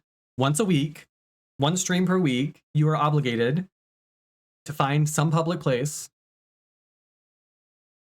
pull up my stream on your phone, and allow me to self-promote to anybody within earshot. That's how we're doing this from now on. Guerrilla marketing. Grocery store. Take me to the bank with you. The gym. Don't care. Someplace where they don't know my name yet. That's the job.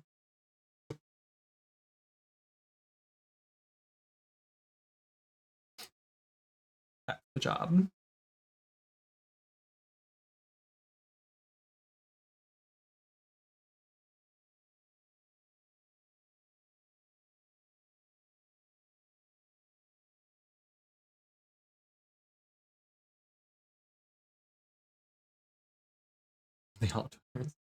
We'll do it at like a specific time during the stream, so I know to be like brand friendly. We'll coordinate at least a little better than that. Not much better, but I'll try not to cuss. Any hole is a goal, I guess. I mean, that's what they say. So I'm told.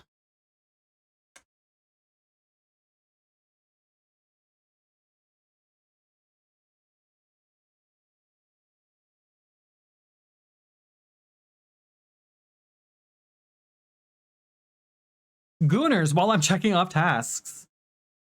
Not the gooners.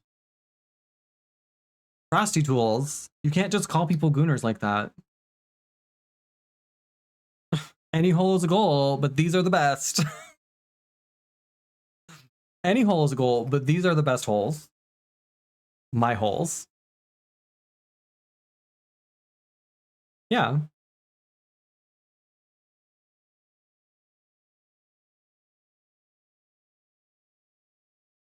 Y'all think Annie's ever gonna let anybody else be the top counter in that game now? Or do you think she's just always gonna be? I feel like she's always waiting for someone else to count and so she can hop in and rack up her points more. I don't think she's ever letting anybody else come close.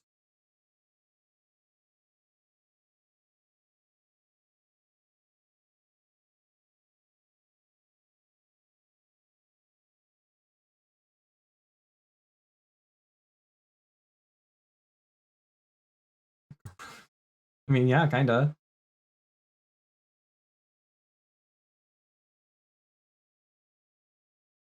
I don't know if there's anything wrong with that.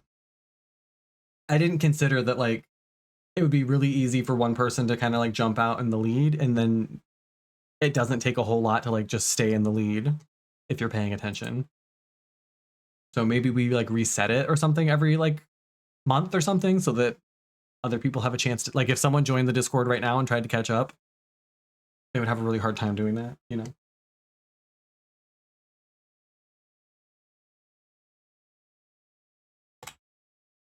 I didn't consider all that, but it's also just a game, so, and there's no like prize or anything. So I hope people aren't getting like upset about it.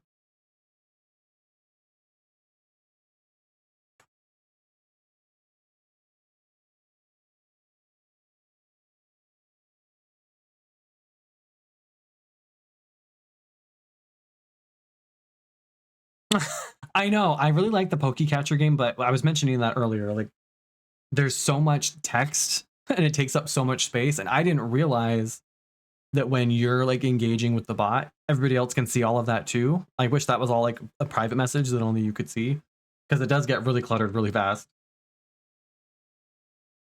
But I think once people are done with the intros, because the intro is fucking excessive, but it is really helpful.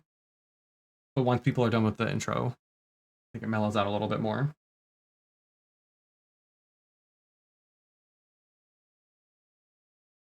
But yeah, it is a lot. I'm still waiting for my side duck.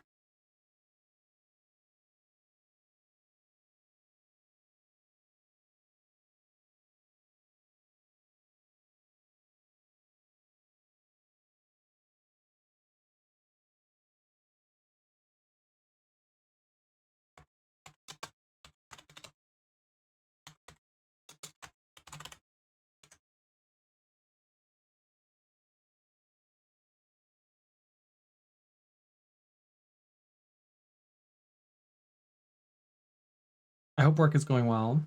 I assume you're at work.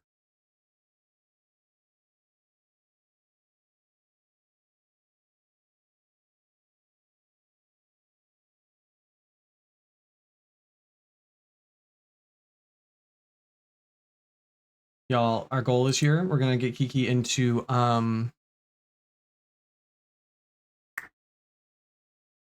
TwitchCon. I want Kiki to do her Rat Limbog number for the TwitchCon drag showcase. Just pin your first. The first message should be pinned. That's why I did that, because I was like, not everybody's gonna pay attention to this intro, but that gives you like the basics, you know. It does kind of suck that it makes you go through the intro to do like, I think it was the Pokestop one, but I get it.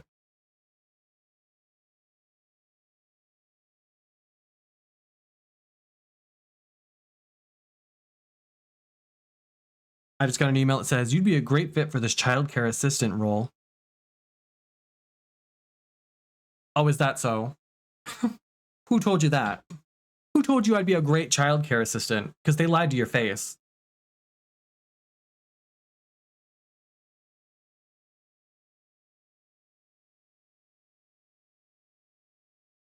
Sorry to tell you. Back to a normal staff. Long gone are the last 2 stressful days of having a floater that did not work with the system we thrive under. Yeah, I can't think of many jobs I would hate more than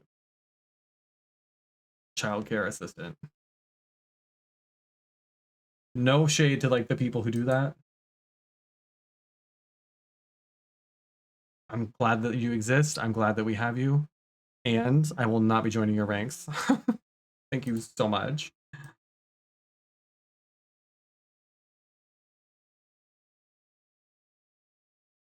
None for me, thanks.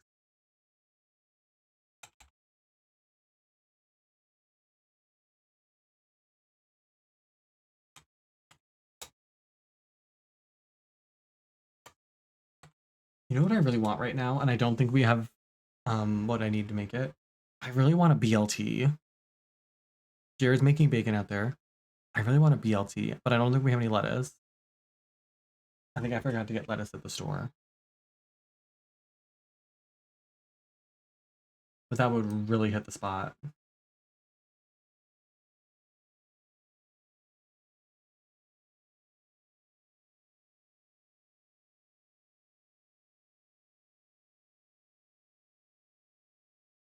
Like a BLT wrap. Yeah.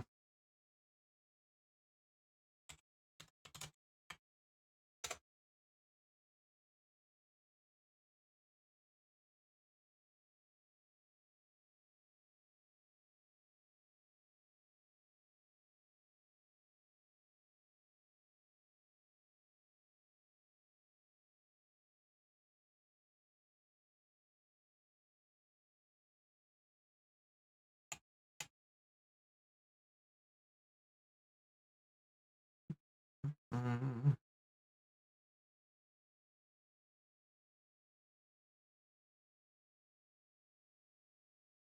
So productive today. Thank you all for being here. I know that I'm not the easiest co-working streamer to watch, especially for those of you who do best with like minimal noise distracting you. I understand that I'm probably too much of a yapper for most co-working experiences, but it does really help me. So while this may not be a great co-working experience for you, it's really helping me, and that's what we're all here for.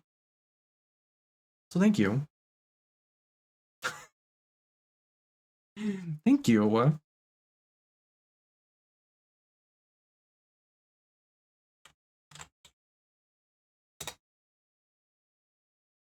Need some money apple I work. I'm the same way, like obviously. I have such a hard time focusing when it's like silent. I don't know how people do it. I could not, but I also understand that I'm not normal in that way. So sorry and thank you.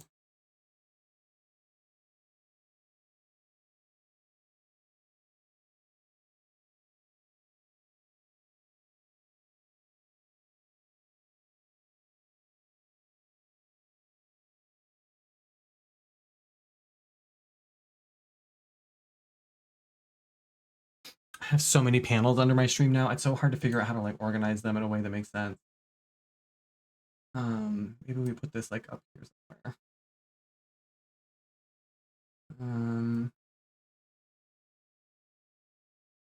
There maybe.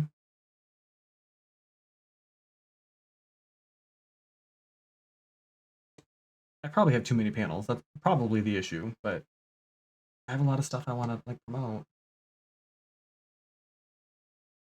Yeah, good enough. Good enough. That'll do. That'll do, pig. That'll do. I could probably get rid of like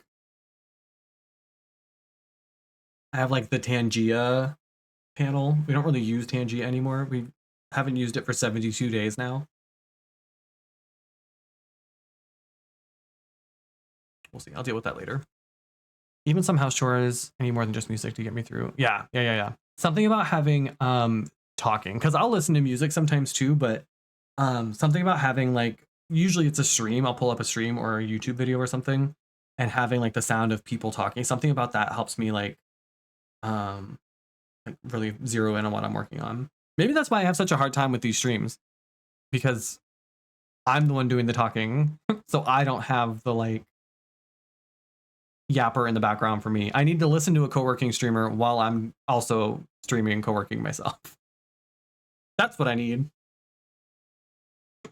How do I make that happen?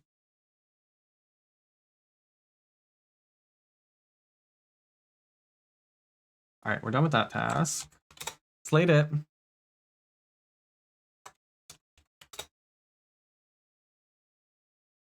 Sub command doc. That shouldn't be too hard. That should be pretty easy, and then that'll be easy to just like maintain.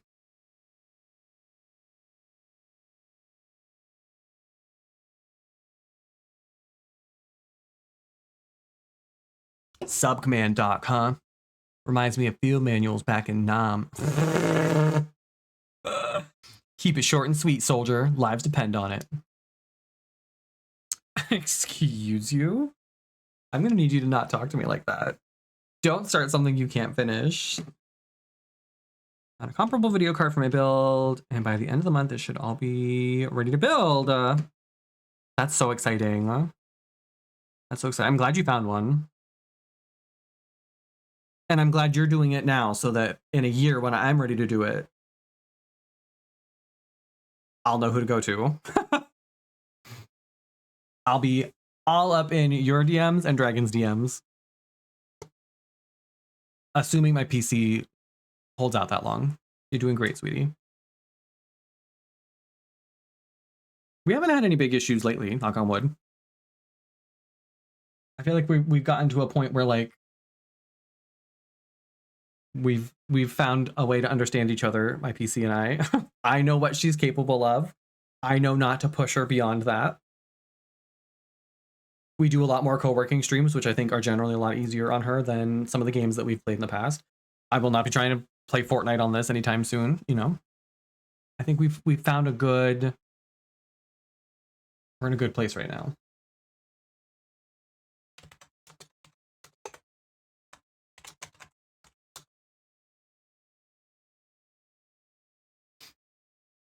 Yeah, I've heard PC Part Breaker is a good one.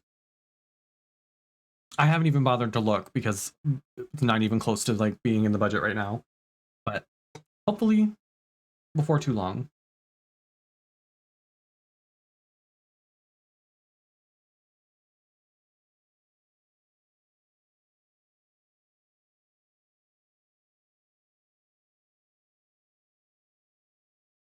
He's snoozing.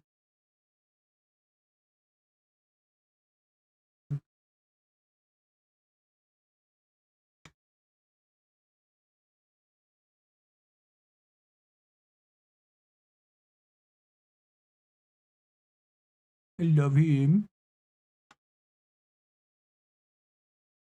Such a baby.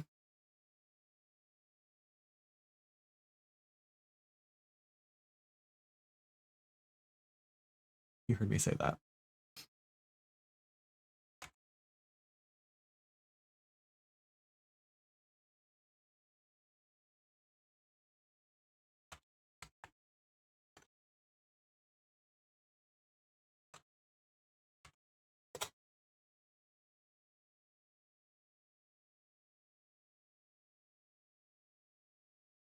So handsome.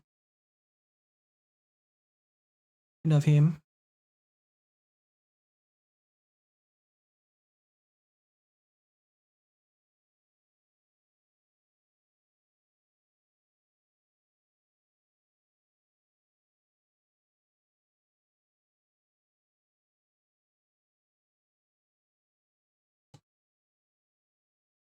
All right. I'm going to start doing random shit in chat because I'm trying to get all of these commands. Just bear with me. Oh, we have a Beth command now too. I forgot about that. I was like randomly just lurking at her channel and I can't even remember exactly what she said, but it was so funny. She said something about being our mother and I clipped it and I was like, oh, she should make that a command. And then I was like, no, I'm going to make it a command. I can't remember. I don't even think there's a video to go with it. I think it's just the audio. I am the collective mother here. I will mother you. So we have a Beth command now too. I don't think she's seen it yet.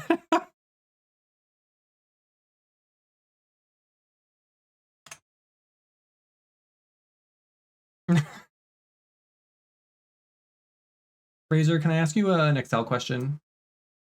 Because I know that you probably know this.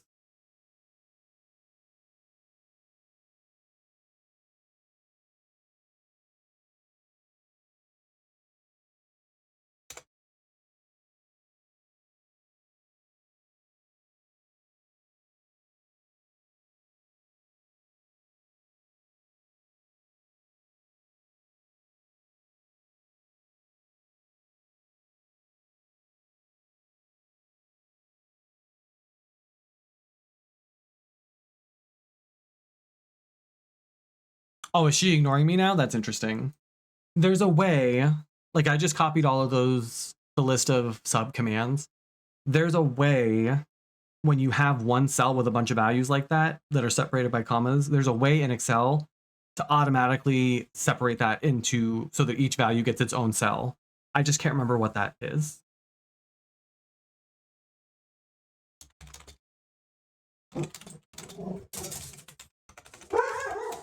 Ooh.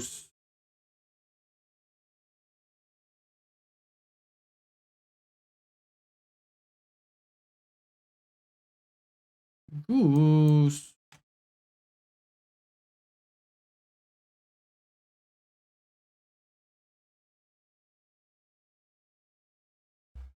Excel. Convert comma separated list to column.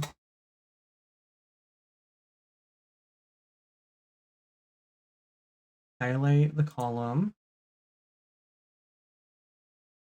Data text to columns.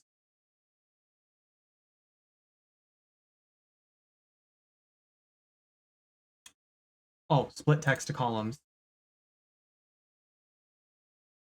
That's not what I meant, but I can work with that. It gave everything its own column.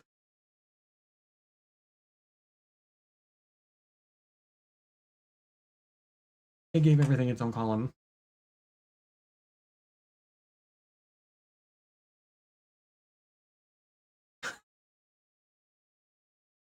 I probably could just I'll just type these out. It's fine. It's fine. I'll do it the long way. I'll do it the hard way. Razor abandoned us.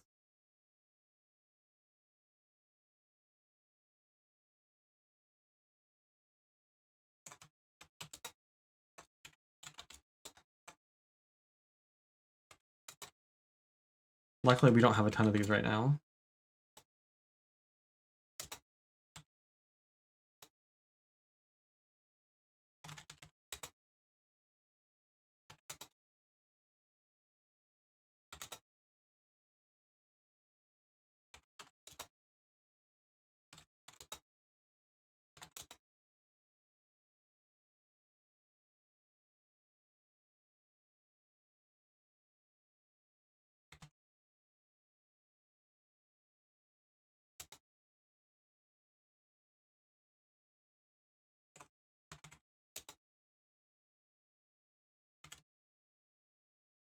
That's not how you spell wolf.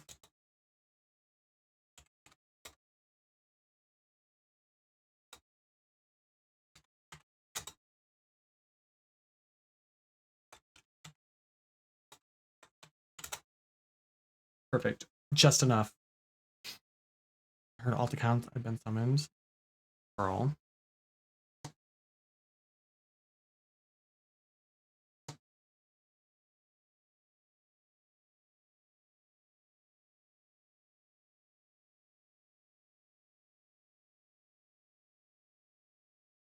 All right. Now this part's probably going to be annoying for you all because I don't remember what each of these commands does, so I have to go through and test every single one of them. I'm so sorry to all of you. This is probably the worst co-working stream ever because it's going to be very loud and obnoxious, but I don't have any other way. So sorry. So sorry to your eardrums. But Prone said he's going to show you all his alt account, so you can do that instead. That singer Adriana Grande. Why can't I hear that? Hello? Now it's gonna get even more annoying because I have to troubleshoot why I can't hear it. So sorry. So sorry. Free promo time, yeah.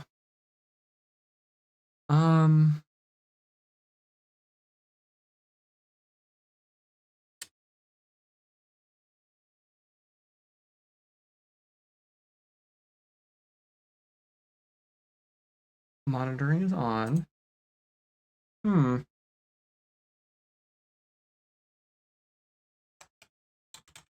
Whoa, not the caps lock. So sorry. That singer Adriana Grande. I can't hear those. I used to be able to hear them. What changed? What happened? What happened? Well. Oh, I know what I can do. I know what I can do. Troubleshooting. I have all the files. I can just play the file right on my PC. Kind of a pain in the ass, but.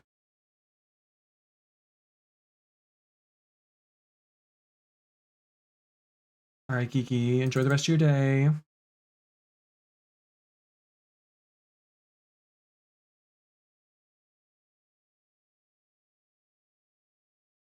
Enjoy the rest of your day.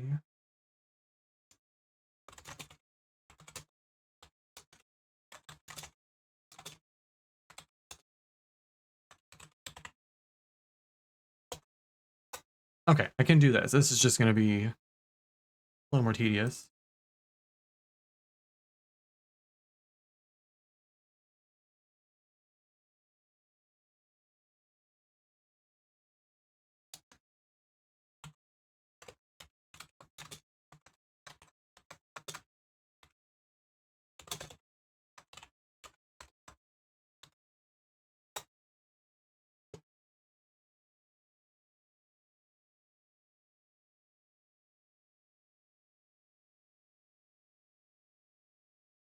I also didn't realize how many of these are just Wendy Williams. But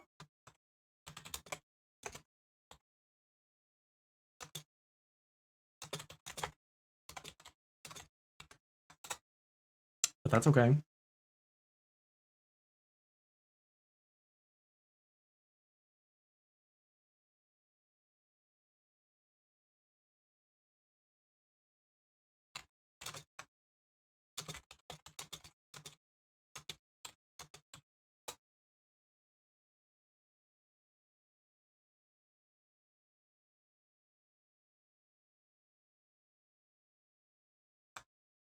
Come on, monsters. Let's go. Everyone better be jumping. Everyone better be jumping.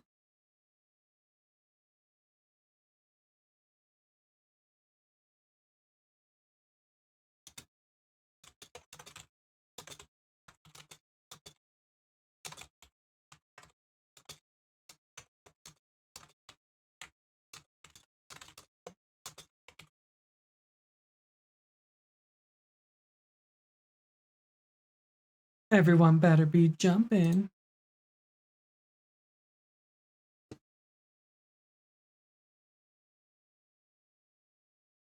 Didn't that kid end up being like a far right when he grew up? I'm pretty sure. I'm pretty sure that took a dark turn for that poor child.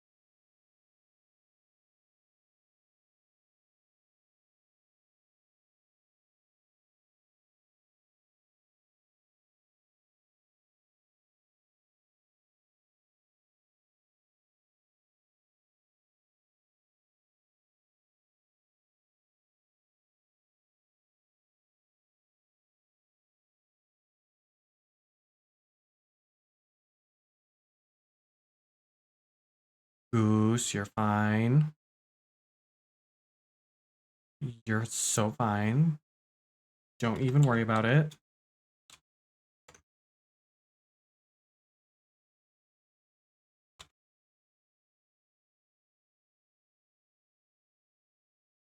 Don't even worry about it. You're so fine.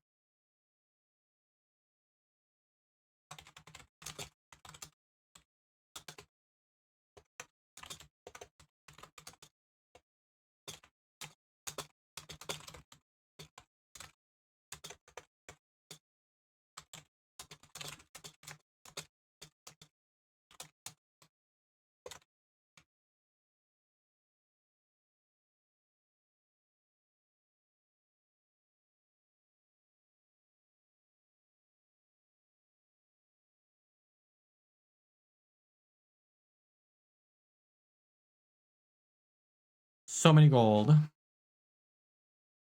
Yeah, you're supposed to be able to do stuff with that, but I don't really know what. Is that something I turn on for you?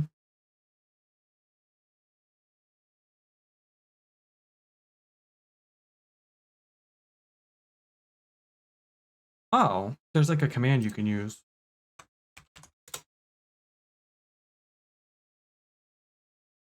So there's like a leaderboard. That's kind of fun.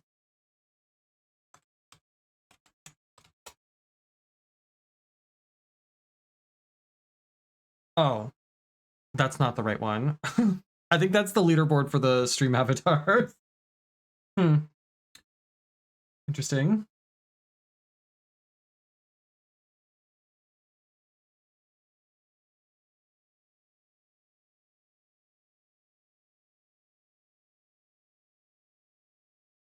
There's also a dex, apparently. I'm just seeing all this for the first time, girl.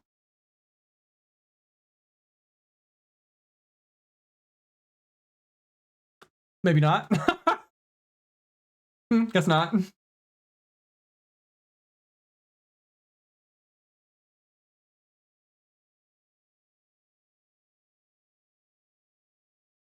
guess I'm not really sure what you're supposed to be able to use the gold for.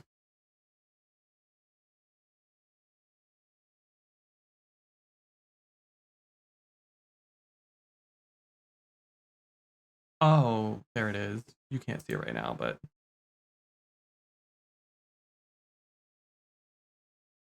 there it is. It goes by really fast though, and this shows everything that we've got ever. So we've caught 71 out of 117. That's kind of fun.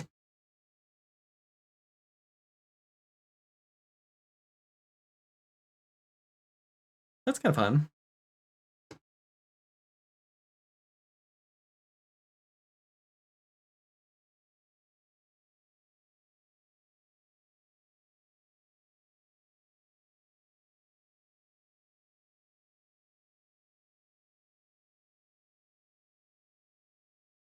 Girl, it's still going. Damn.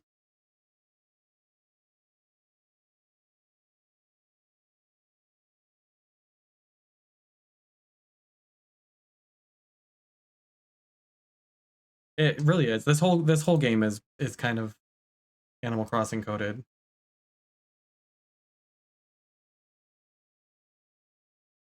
I think. But it's fun. It's nice to have stuff to do that's like not super intrusive, and especially on these like co-working streams where I'm not necessarily like doing a whole lot to like keep you entertained. It's nice to give you all things to do to entertain yourselves.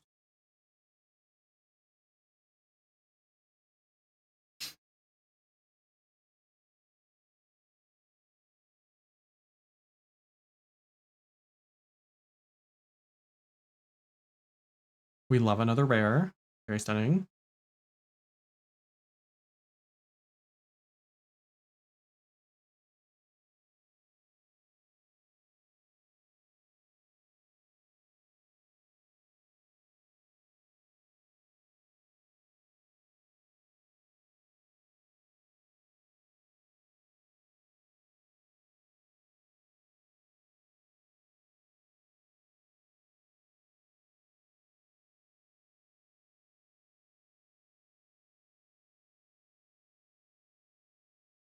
I'm getting more than my net worth in one cast. I mean,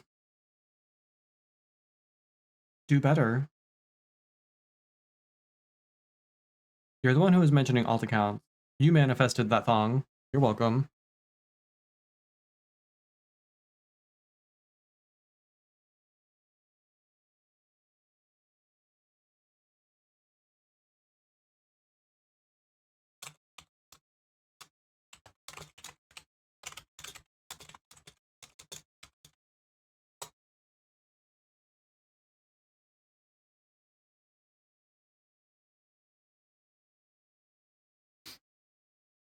If you're reeling in that Amazon Prime catch, don't forget your free monthly sub. Why not cast it my way? Speaking of catches, Prone, that thong might not be worth much gold, but it could be your lucky charm for landing a big one next time. That's true. That's true. This thong has always brought me luck. Yeah. You never know. One man's song is another man's treasure, right? That's how the saying goes.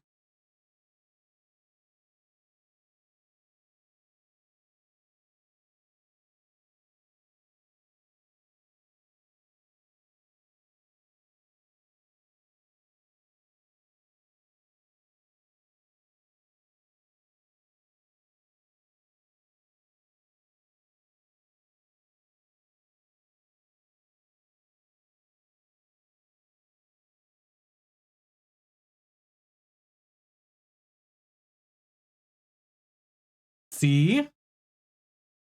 First the thong, now an epic. That's very fierce.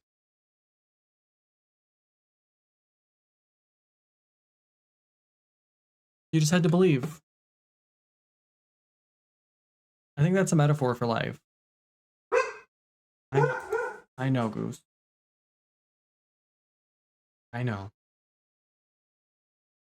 Life's rough.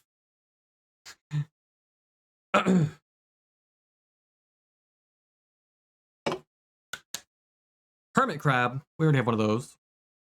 I want to know what the things are that we don't have yet. And I kind of want to play around with it. You can create your own items too, like your own items that people catch. But maybe I'll do that off stream so that you all can play. Because I think when I'm doing that, you can't play. I also want to know who's in first place. If it's not me. Oh, it's probably Mudkip. It's got to be Mudkip.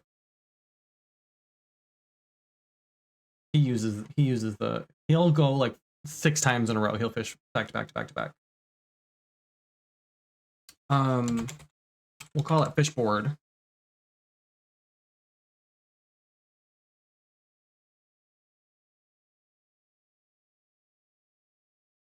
Let's try that.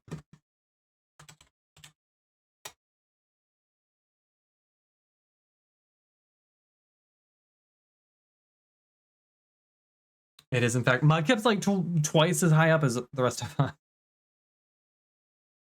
So Mudkip, then me, and then Prone, then Mordecai, Karen, Doxy, Razor, Raven, Schwill, so on and so forth. I wish I could kick Mudkip off.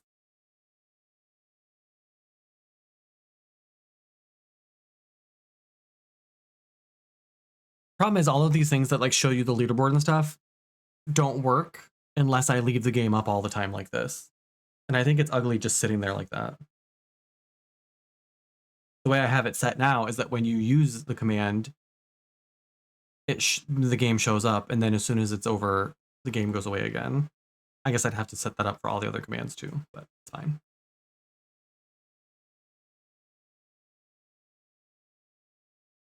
It's like a vision board, but with thongs. Sounds like your dream right there.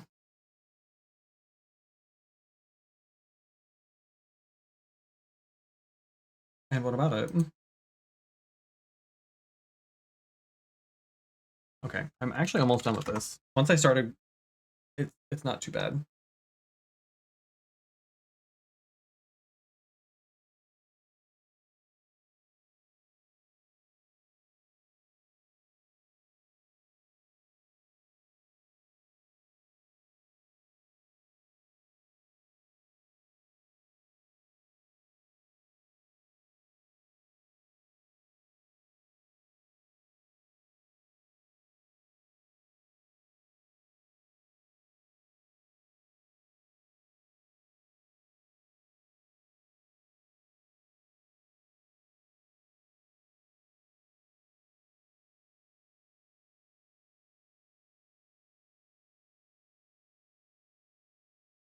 For all the complaining I've done today about not being productive and how hard it is for me to be productive, I've actually gotten a lot done.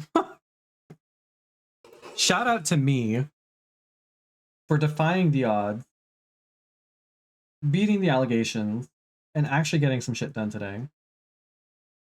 Especially on a Friday. Hi, Wheels. Welcome in. Enjoy your silver crown.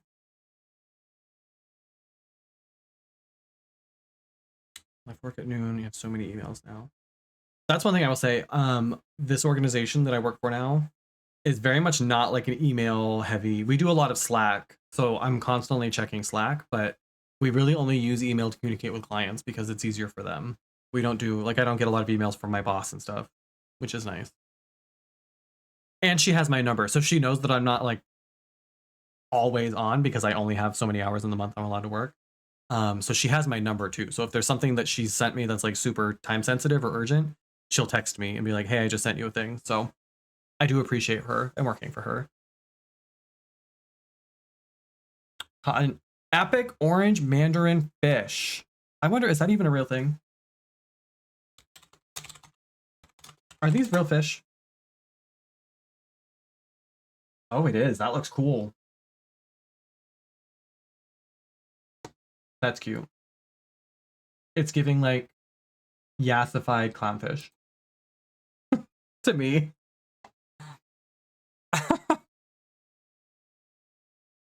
Electric catfish. That's a drag queen. I've worked with her. What y'all know about an electric catfish?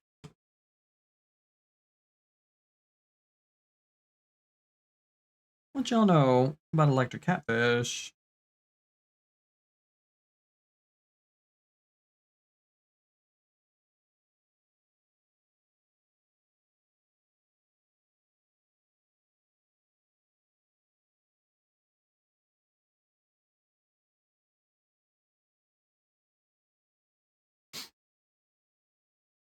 Love that.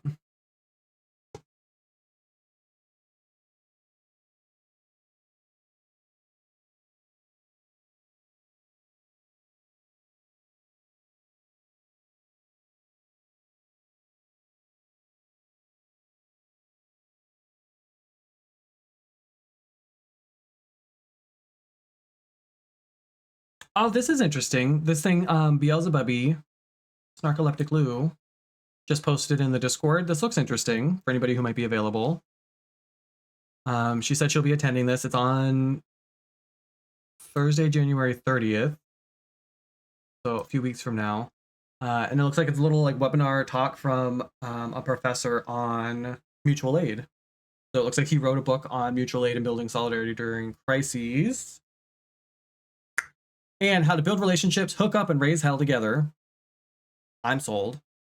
So it looks like he's doing a talk on sticking together in tough times. So for those of us who've been, wondering how we can get involved in mutual aid in our communities or how to get more involved with mutual aid in your community, this sounds like it might be a good.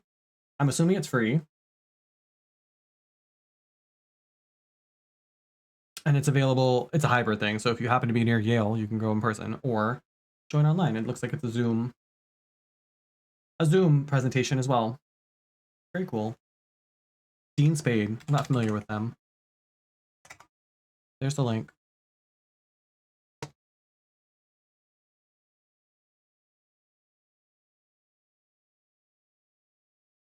I opened up the speaker's website and I already love them. Just based on this color scheme.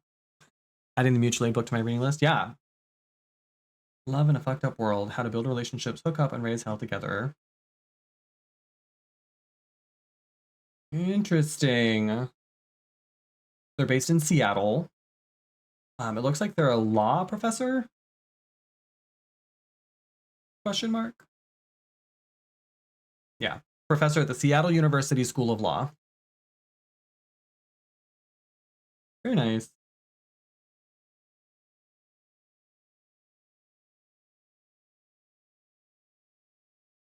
Oh, Love in a Fucked Up World comes out this month.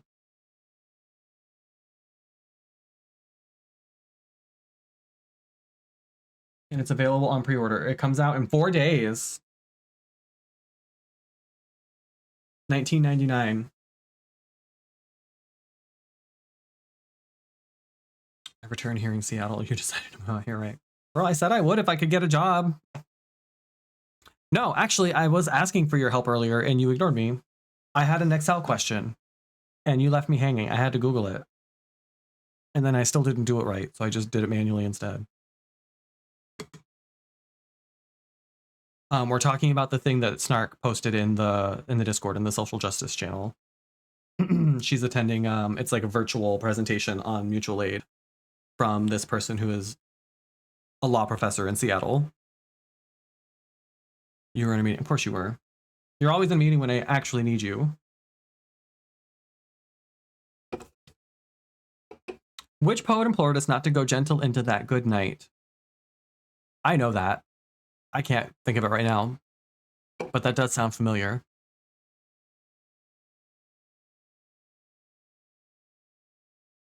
No idea. It's fine. I was trying to figure out how I had a list of, I had a comma separated, nope.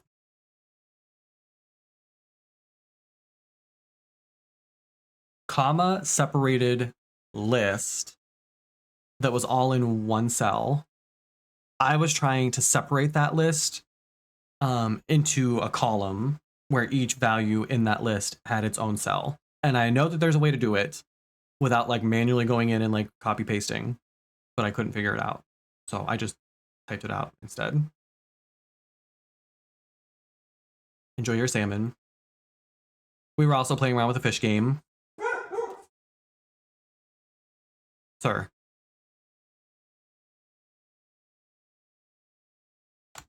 So anyway, I will probably sign up to do this as well. It's a lunchtime thing.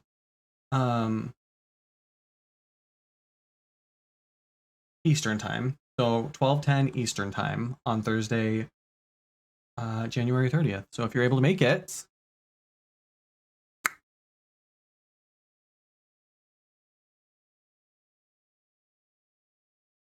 find replace comma with, oh yeah, I would never have thought of that.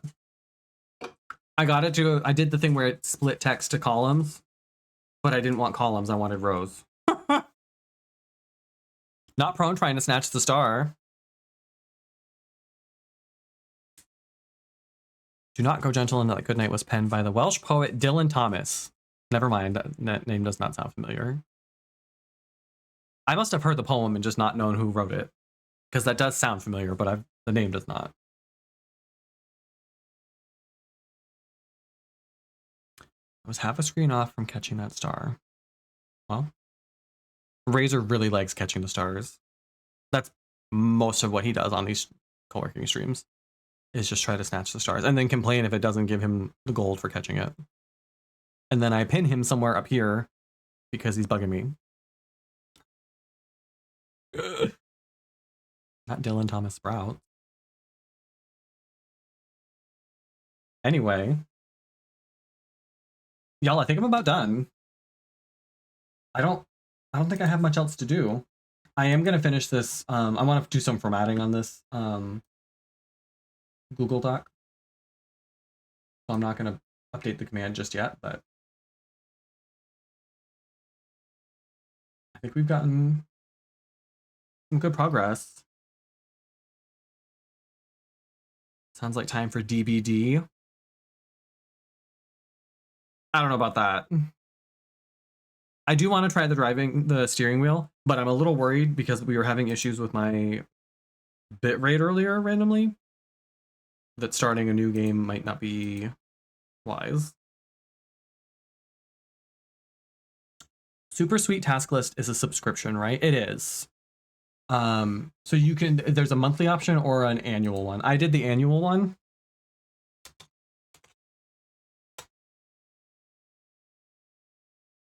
I think it was $50, $60 for the whole year.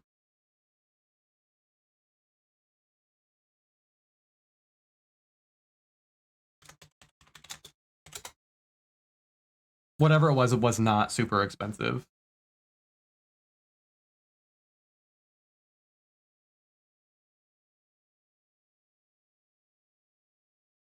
Oh, it's the Patreon. That's right. So you get access to it by subscribing to the dev's Patreon. $4 a month.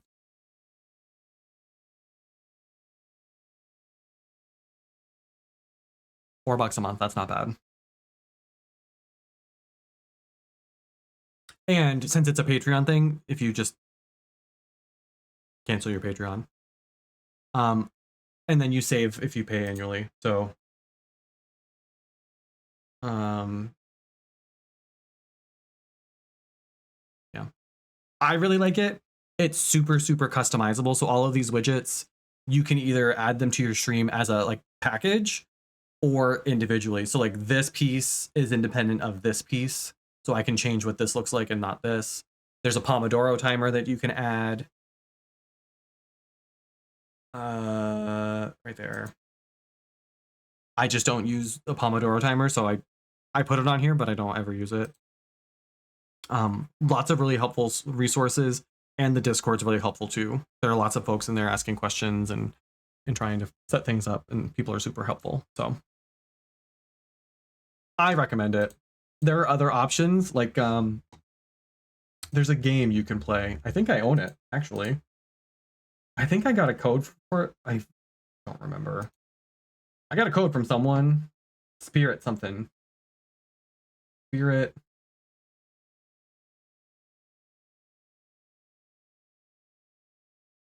Something Spirit. Lo-fi Spirit.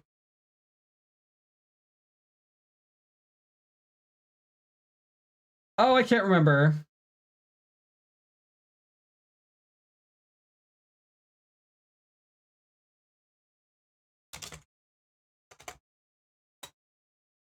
Spirit City Lo-fi Sessions. I knew I was close. I knew I was close. And it's a game that kind of houses a lot of the same sort of functionality, but there's also like a visual to it, so you can create like a little avatar and make it do stuff. And I think Hi Bobby uses, yeah, I think that's what he uses. Yeah.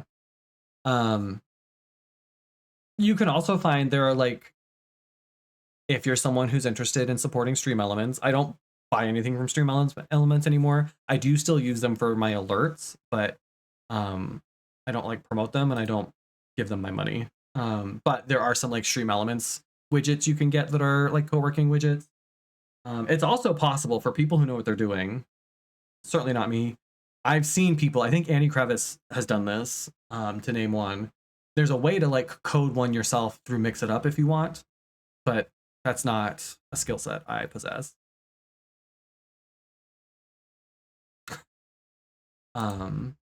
But it can be done. Is Stream Elements problematic? Yeah. And that's sort of the problem, is that Stream Elements is, Streamlabs is. So there aren't really any like well-known alternatives that aren't. So Stream Elements is owned by Zionists, for one. They also recently started promoting you can like use generative AI to create like a co-streamer through Stream Elements now, or soon. I don't know if they've launched it yet or if they were just promoting it ahead of time, but you can create like a, I don't remember what they're calling it.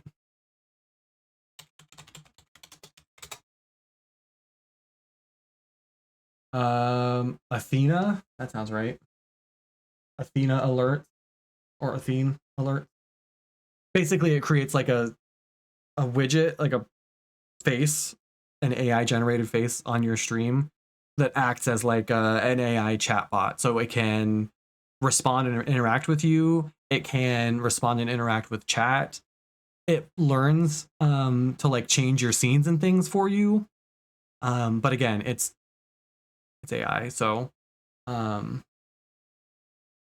folks are not pleased with them for that too. But I have not. It's hard because Stream Elements is also one of the places a lot of streamers find their like sponsorships and things. It's one of the few platforms that like most streamers can get at least a sponsorship out of.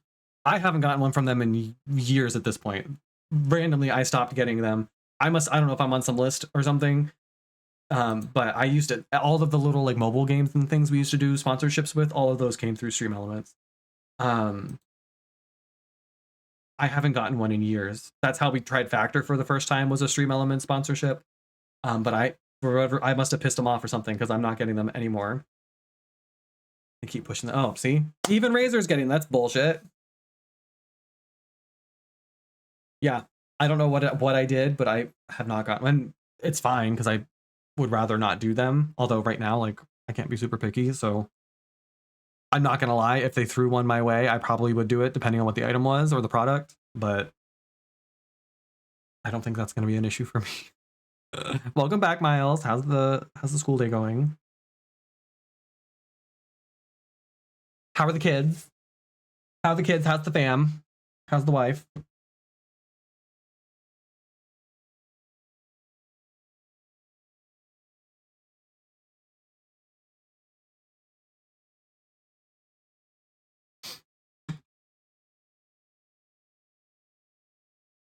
But yeah, there are other alternatives for like co-working overlays and stuff, but I like Super Sweetbot because it's the most, like, I think, user friendly, especially for those of us who aren't like super tech savvy, who can code things ourselves. Not the deep voice. You're welcome. Does this do it for you, Prone? Chat. Y'all into drag queens with deep voices? The kids are not my problem for the weekend. Oh, love that. Just got home. Excellent. So no pants until Monday. That's what I'm hearing. Not super mask bot. Hey. Hey. She found it. Yeah, this is my real. Can you imagine? Oh, I would do me. What? I don't know why I have these in. I can't hear anything. I wish. That's not true. No, it is kind of true. Hey, baby. Thank you for using the channel point redemption. Not the Count Quackula. Huh? Not Count Quackula. What does that even mean? You sounded at least 6'5". I'll take that. People still don't believe me when I tell them how tall I am. Do I give off like short king energy? I don't think so. I think it's pretty. I'm a big bitch. Big.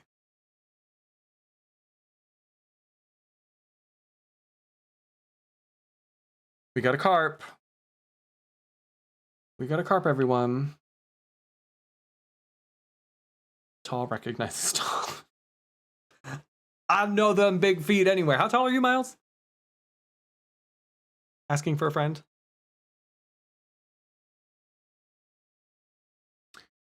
So I give off short. Yes, you very much do, Razor.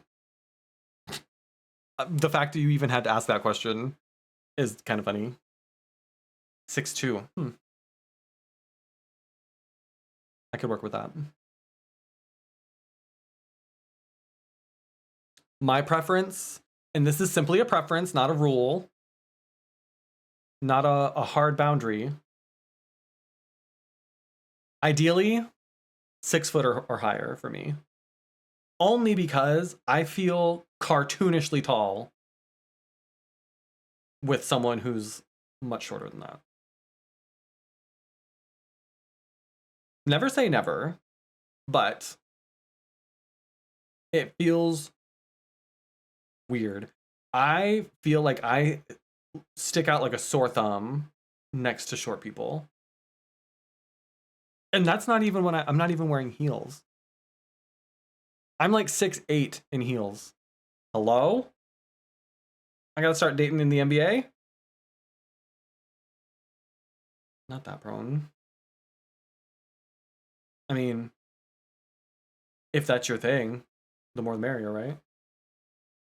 6 different dipping sauces?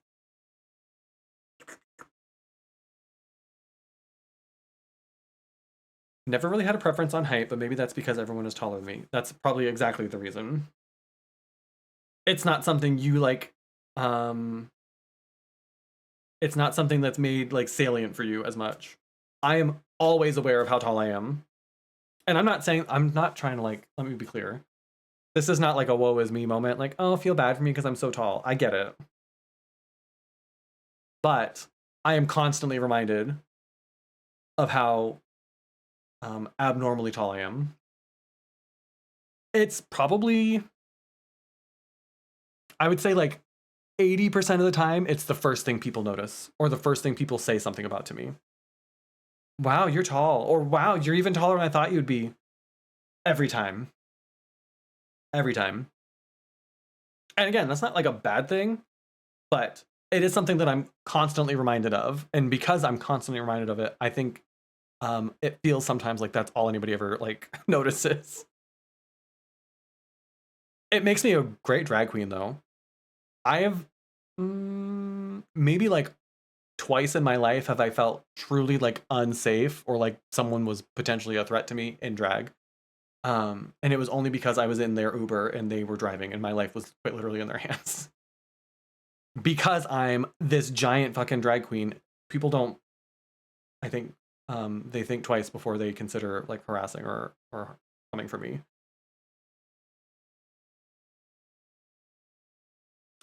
Sometimes the clearest thing I remember is the shirt they're wearing. Yeah, it does feel sometimes like people just talk to my tits.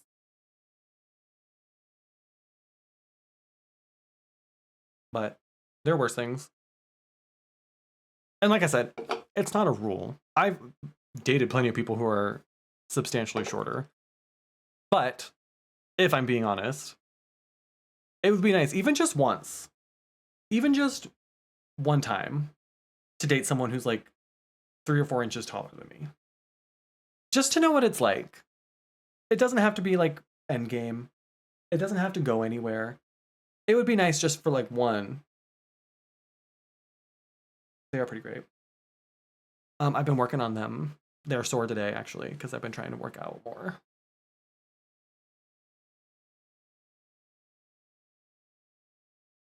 On the top. That's how I know that it's working, because it's sore up here, and then into the shoulders. This whole like.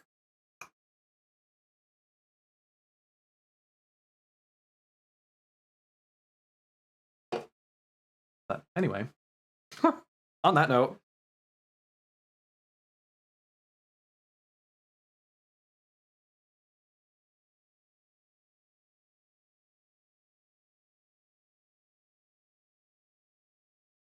I just got a DM about somebody booking me.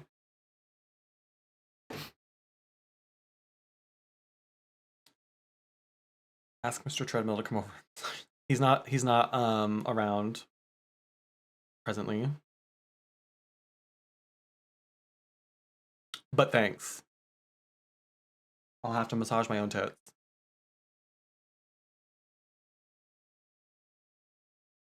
Exclamation point members.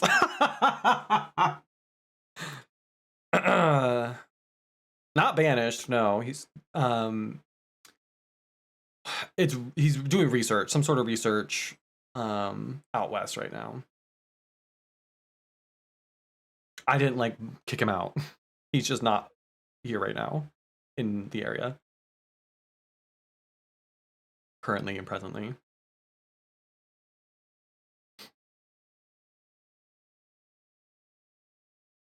That's adventurous. I'm sure it is. I still don't really understand like exactly what he does. It's civil engineering. And something to do with like bridges and like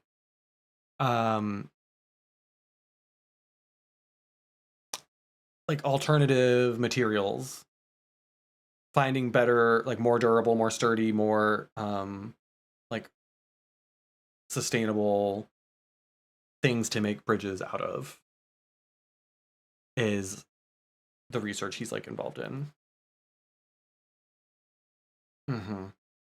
He showed me one time they have it's like, I guess it's like a competition they do for engineers in school. It's called Bridge in a Backpack, where they literally like the challenge is to build a bridge that you can like set up and take down and it'll fit in a backpack. That's what the university here is like kind of hallmark is. wood composites. So taking lumber and trees and other like sustainable materials and making stronger, durable building materials out of it. We have like the world's largest 3D printed boat. They've started 3D printing houses too, out of these like wood composites instead of using like metal or brick or other like less durable or sustainable materials. I don't really understand a lot of it. What he's studying and like his like thesis or whatever is something is super super specific. It's like something about the design, like one specific part of how bridges are designed, which I guess there's a lot. It makes sense. There's a lot more that goes into designing a bridge than I guess I ever realized, and how using different materials would be a benefit. So he's out there studying bridges and stuff. Largest printed boat. Hey, someone's got to have the crown, right? Might as well be us. Only seen 3D print concrete. Yeah, they because they just spent a bunch of money to upgrade their 3D printer. So I think we have the biggest 3D printer in the world now too. Thermoplastic. Yeah, in April of 2024 they upgraded, and we already had the biggest 3D printer in the world, or the largest polymer 3D printer. So they broke their own record. They broke the record in 2019, and then last year they upgraded and broke their own record. And they print a boat with it. They printed a boat with it.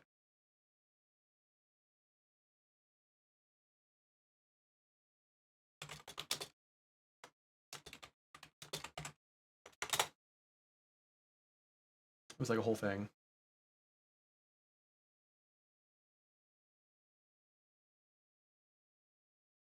It's interesting. If I were more of a science person, I think it'd be really, really exciting. I just don't understand a lot of it. So when he talks about it, I listen because it's something he's very passionate about, but also like I don't really understand a lot of it. So, but it's cool. It's exciting to think about like the implications, because a 3D printed home takes a lot less time to build. Obviously, it can be a lot more affordable, especially if we were able to scale some of this technology a little bit more. So knowing that like Maine has a pretty big housing crunch right now, our area of Maine in particular has a pretty stark housing shortage. It's interesting to think about like how some of that could be implemented as part of a solution, at least, but that's going to require the people that we elect to actually do it and care enough about it to do it. So we'll see. Even if it's somewhat yeah, I don't think it's temporary. There's a house on campus that people can go and like tour. The first 100% bio-based 3D printed home. This was 2 years ago. Like, it looks like just a normal house.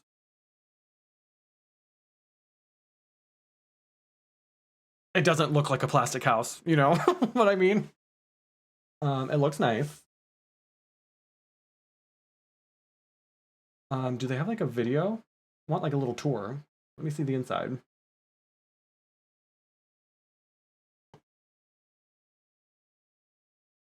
Bio home 3D. This is the like division of the university that's getting all the money now. All of the like big donors and stuff, they're tour bio home. Let's do it. Oh, I don't want to actually go there. I want it like a video. Ugh. Whatever. This is what it looks like. Everything's kind of slanted, which I don't know if that was a design choice or if that's like a result of just the type of technology they use, that it has to be that way. But it looks like a, you know, I actually kind of prefer it because it doesn't look like a prefab or like a modular home like so many homes are now. It looks like something that's like unique and special in that way. But it looks nice. I'm not sure how big they can go with a house like this. I would assume probably bigger than this. But it's kind of cool.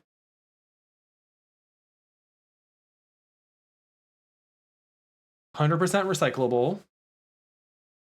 Insulated with a combination of wood fiber insulation and blown in cellulose insulation. That's cool. Walls, floors, and the roof are all printed.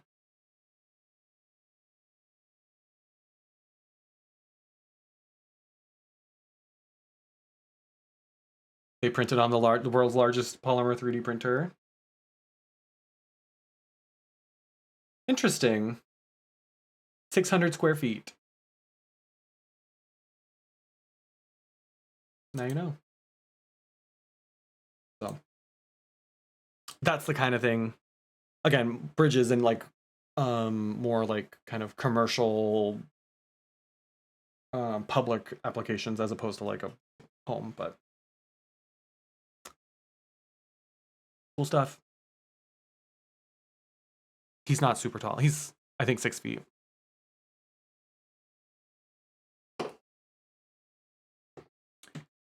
Not Mr. Treadmill. Sounds very interesting. He is. He's quiet. He's not what I normally go for. But he's probably closer to what I probably need. I don't think another person who's like loud and obnoxious like I am is probably a great fit, you know? Kind of quiet, kind of nerdy.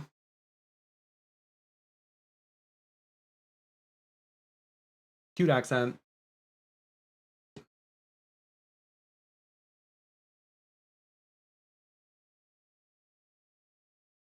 Nice balance. Most of the time, yeah. I think I annoy him sometimes, but I'm really good at reading people for the most part. So I'm pretty good about it. I think so. Maybe not. Maybe I suck at it and he went out there so he could run away.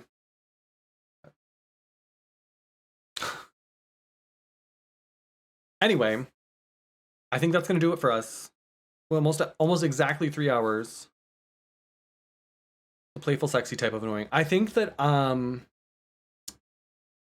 he accepts it as like a trade-off, as many of the people in my life do. I think there are a lot of people who would typically be either overwhelmed and or annoyed by how like much I can be, but they also acknowledge that without me in their lives, things would be very boring for them. So I think it's an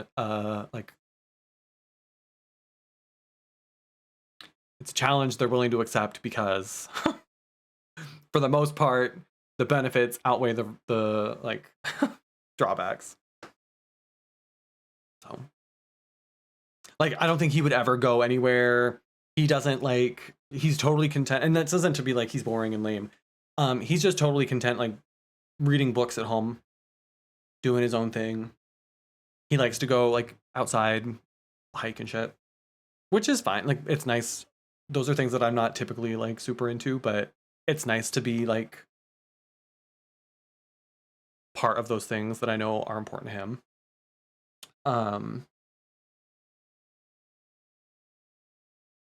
But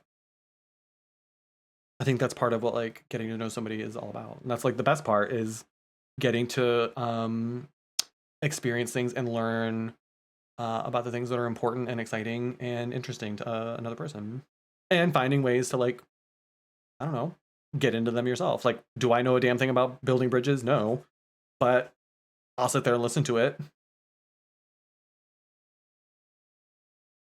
Not that. Not that.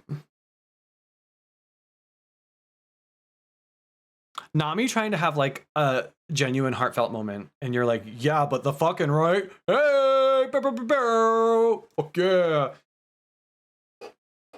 Hell yeah, brother.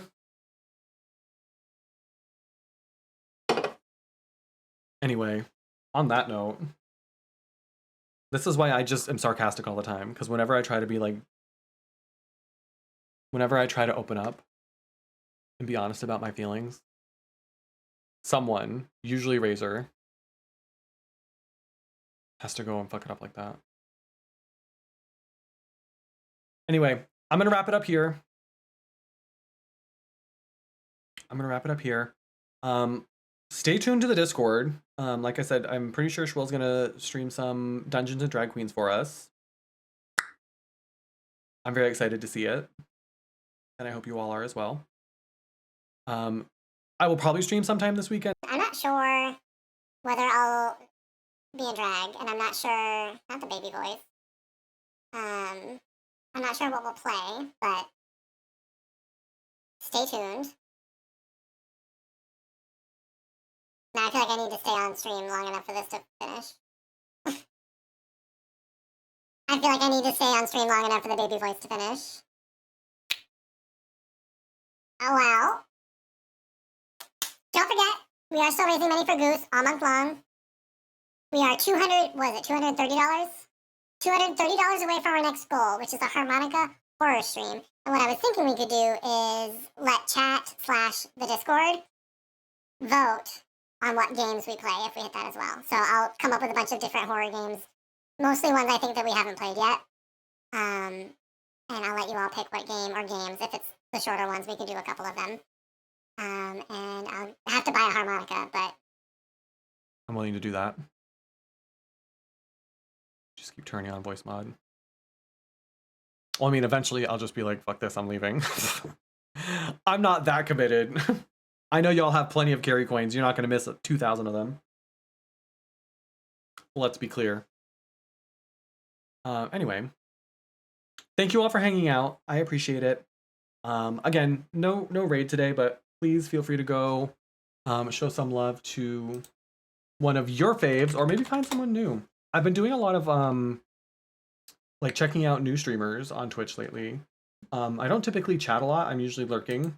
But it's been nice to kind of like check out some new creators, and I've been watching a lot of co-working streams and seeing how other people kind of do things. It's been very nice. It's been kind of nice, I think. So anyway, thank you all for hanging out. Y'all know the drill. Where's the button? Follow me on all the socials for as long as we have them. Who knows what the fuck's gonna happen, but for now you can follow me on all of those. Yeah, join the Discord if you're so inclined, and I will see you all either in the Discord or next stream. Love you, mean it. DMs are open. Okay, bye.